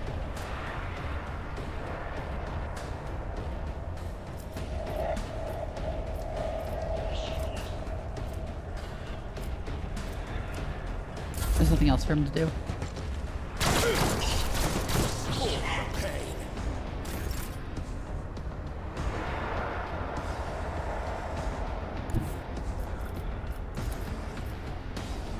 Abelard can go up to there and charge that guy?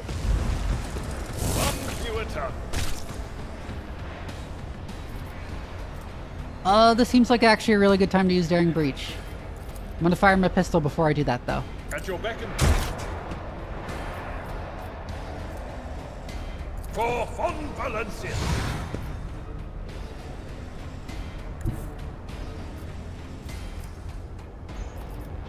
I will do my duty.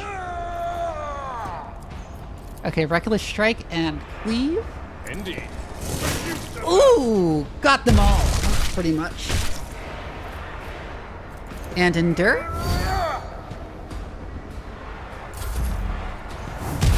What is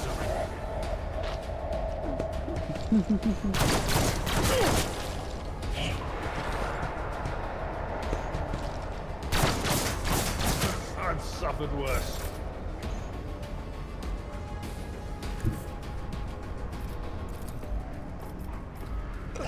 Argenza can move up. There's like nothing for her to do though. So just like move up and dash forward? In battle.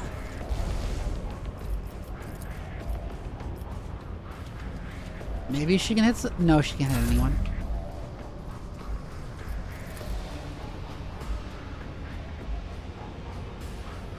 Natural. Kill the Electro Priest.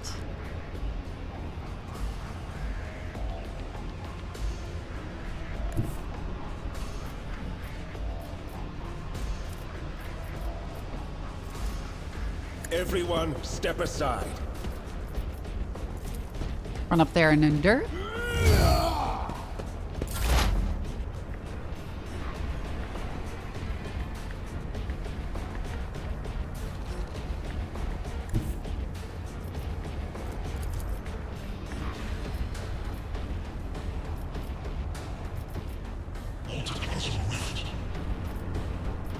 There's really not anything for Adir to do.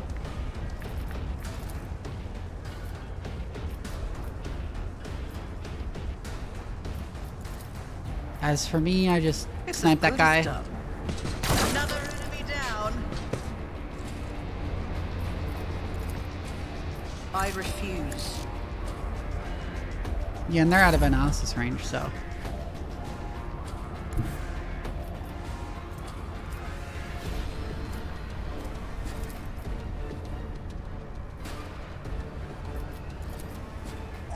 Go up there, analyze.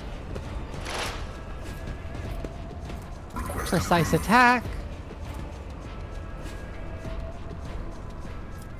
and plasma overcharge for extra damage.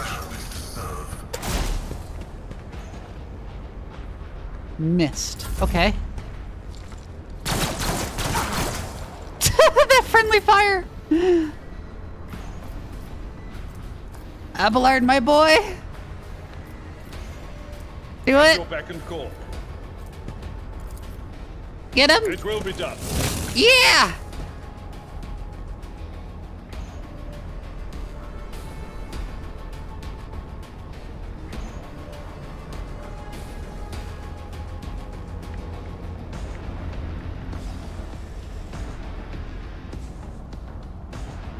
Are there any left?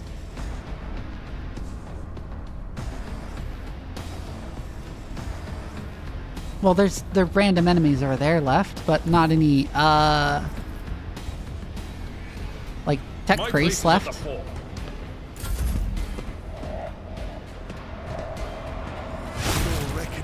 Ooh, got him.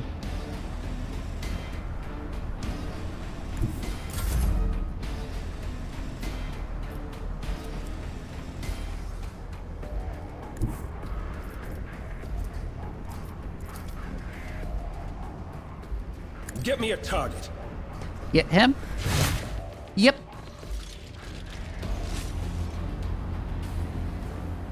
Enough. Now an aged, rattling voice speaks to you from behind the bloodstained mask. You are powerless to halt the approach of what is to come. I see a crimson trail leading humanity to its doom. Cicatrix maledictum. Oh, that, yeah. I see the glow of the final dawn, and that means existence has made its choice. A dagger flashes in Aurora's hand. She drives it into the control panel with all her strength. Now you will see it too!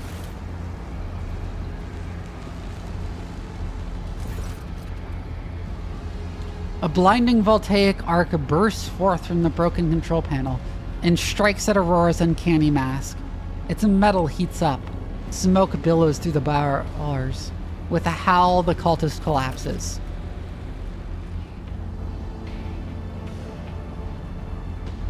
The light is gone. Was that it? The final dawn? But why was it so different from what our teacher promised? Aurora shakes her head blindly. Her voice is now the voice of an ordinary middle-aged woman, frightened and in pain. You will pay for this. You will... The woman's body goes limp and collapses to the floor. Her iron mask hits the ground with a dull thud. Confirming purgation and termination. Heinrich grimaces in disgust.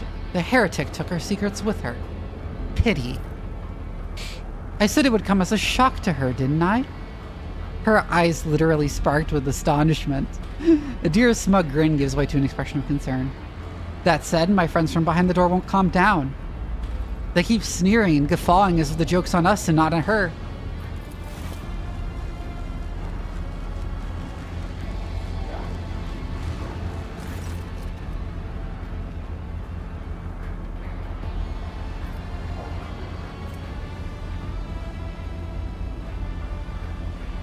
Inspect the control panel damaged by Aurora. The cogitator is probably well beyond repair. Yet your attention is drawn away from the sacred machine and toward the dagger sticking out of the control panel. On closer inspection, it turns out to be a lavishly decorated handguard of a sword whose blade has been pried out. Its pommel is decorated with a strange adornment resembling an eye covered by a scaled lid. What remains of the blade has a blue sheen to it, the same tint as Kunrad's weapon during the mutiny on your void ship. This is no human-made object. It was grown from wraithbone, a material favored by the Eldari. As you lean over the shard, you hear a multitude of voices. They blend together in individual words or are distorted. As though they are mocking your attempts to grasp their meaning. The nagging whisper is like the burning red scratch of an unholy claw upon your mind. I'm gonna take the shard. When you touch the abomination, the whispers in your ears become louder and more bloodthirsty. You pocket the trophy surreptitiously just before the interrogator appears at your shoulder. Henrix gives you an appraising look, then shifts his gaze to the cogitator's control panel. An impressive blow. I suppose whatever she used to breach the frame was melted by the impact of the motive force. Rogue Trader, on behalf of the Holy Ordos, I thank you for your cooperation and release you from requisition. From this moment on, I am at your service. I am ready to come aboard your ship and head for Footfall as soon as you deem it possible. That is, if you do not have other business in the system, in which case I am prepared to assist you in its prompt resolution. Remove Aurora's mask. The iron helmet is firmly attached to the heretic's flesh. Her face is impossible to mark out in the darkness behind the bars of her mask, but after peering at it for a little longer than necessary, you wonder if for a moment you saw something move. Let us finish cleansing this monastery, Pascal. Executing, let the Omnicia-given motive force flow and all obstacles in its path be eradicated.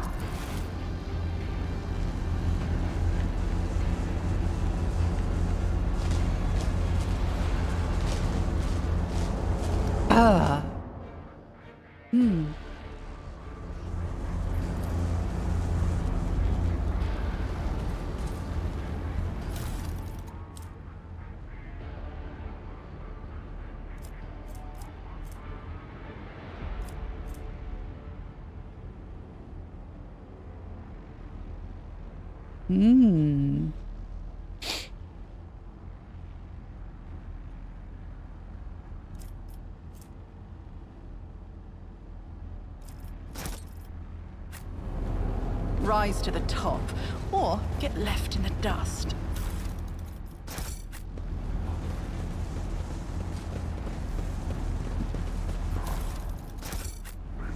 Let's loot them?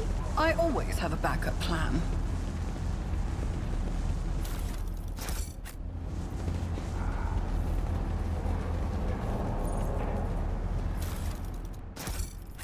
Keep your wits about you.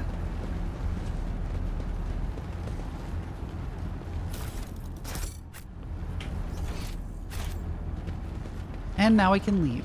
I always keep my options there. open. Okay. Yeah, go up.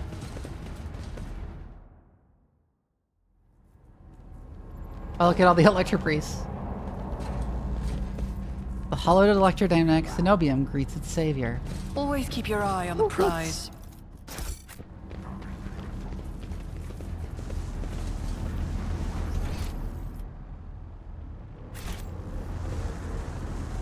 Let us not dawdle.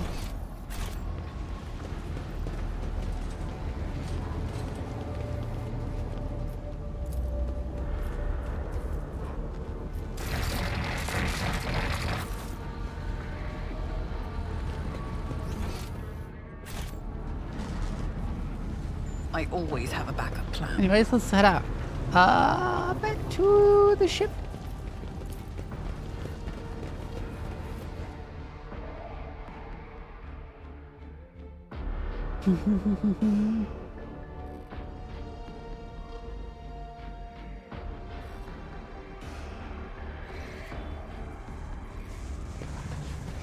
Keep your wits about you. Back to the ship.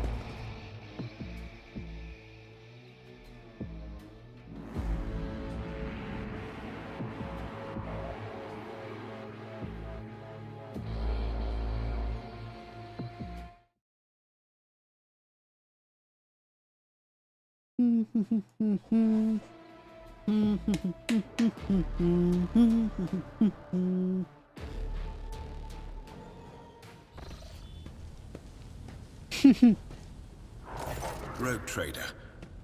I was somewhat brusque at our first meeting, and I would like to make up for it by expressing my thanks for your assistance in the electrodynamic Cenobium. Your arrival could not have come at a better time. Unfortunately, my personal investigation has hit a dead end. I think I will have to call upon outside resources to continue the search. I'm not going to give him the blade fragment.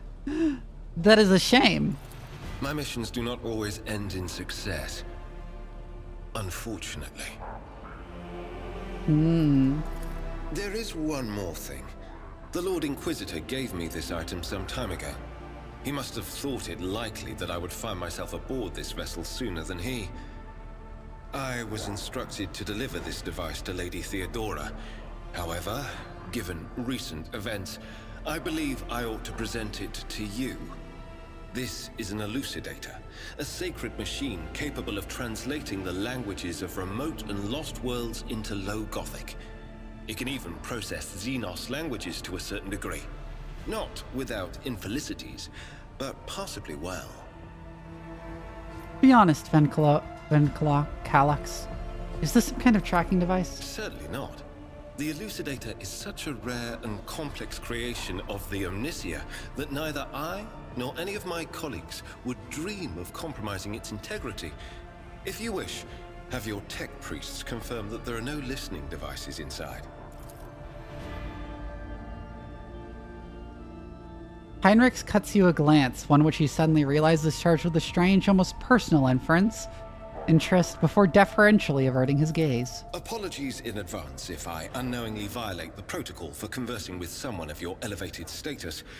I think a slip in composure is to be expected when one is hosted personally in the Lord Captain's study. Conversing with you is no less disconcerting for me, Master Venkalox. After serving in the Holy Ordos all these years, I'm used to people being wary of me.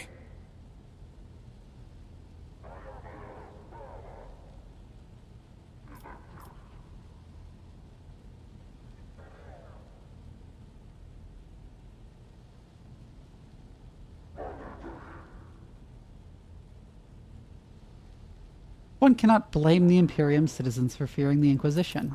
Such a fear sometimes indicates that a person has something to hide. Lack of guilt proves nothing. Even thoughts can be dangerous heresy.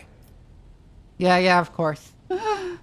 What do you plan to do now? I would like to offer my assistance in resolving your immediate problems. I am aware that the ship suffered considerable losses during the recent mutiny and was damaged by the cultists' actions, and you have lost many valuable officers as well. You are in a difficult situation. I am at your disposal. What do you think will become of the electrodynamic Cenobium? It all depends on the electro-priests who survived the attack. Fortunately for them, the cultists did not manage to seriously corrupt the holy site, partly thanks to the priesthood's efforts. Nevertheless, I would not be surprised if the local explorator fleet decides to audit and purge the damaged units once it hears about what has happened. I must return to my duties. Heinrichs is about to say something else when he is interrupted by the sound of a Vox signal. Someone is trying to contact you. Thank you for your time. Please consider me at your complete disposal while I am aboard your vessel. Congratulations on the victory, your ladyship. The entire vessel is impatiently awaiting the news of your expedition's success. The rumors about you not simply saving the Tech Priest Monastery, but actually eliminating the source of the mutiny are spreading like wildfire. The Vox transmissions from across the world speak of nothing else. Governor Medina is expecting you at his command center to discuss matters. We are ready to depart immediately. Just give the order.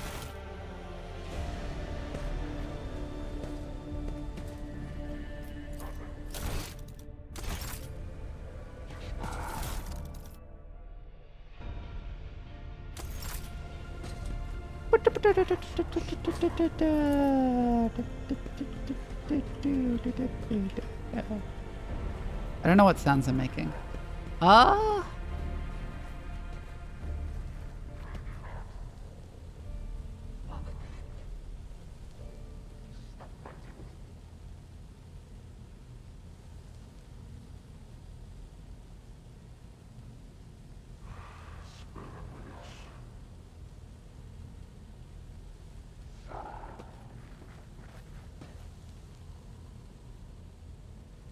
What's that sound I'm hearing in the background?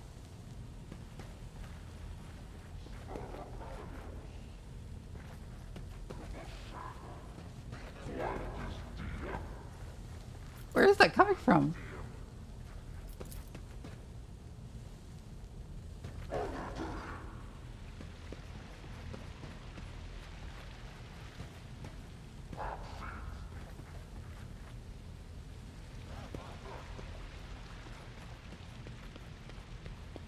Whatever. So I'm really tired. It is 10 o'clock where I am. I'm going to call it a night. Let's find someone to raid real quick. And I'll see y'all tomorrow for more Nebulous Fleet Command.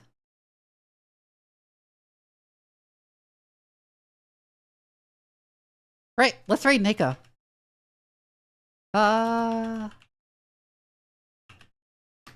Alright, tomorrow at 6, I'll be doing more Nebulous Fleet Command as I do every Wednesday. I look forward to seeing y'all there. Good night.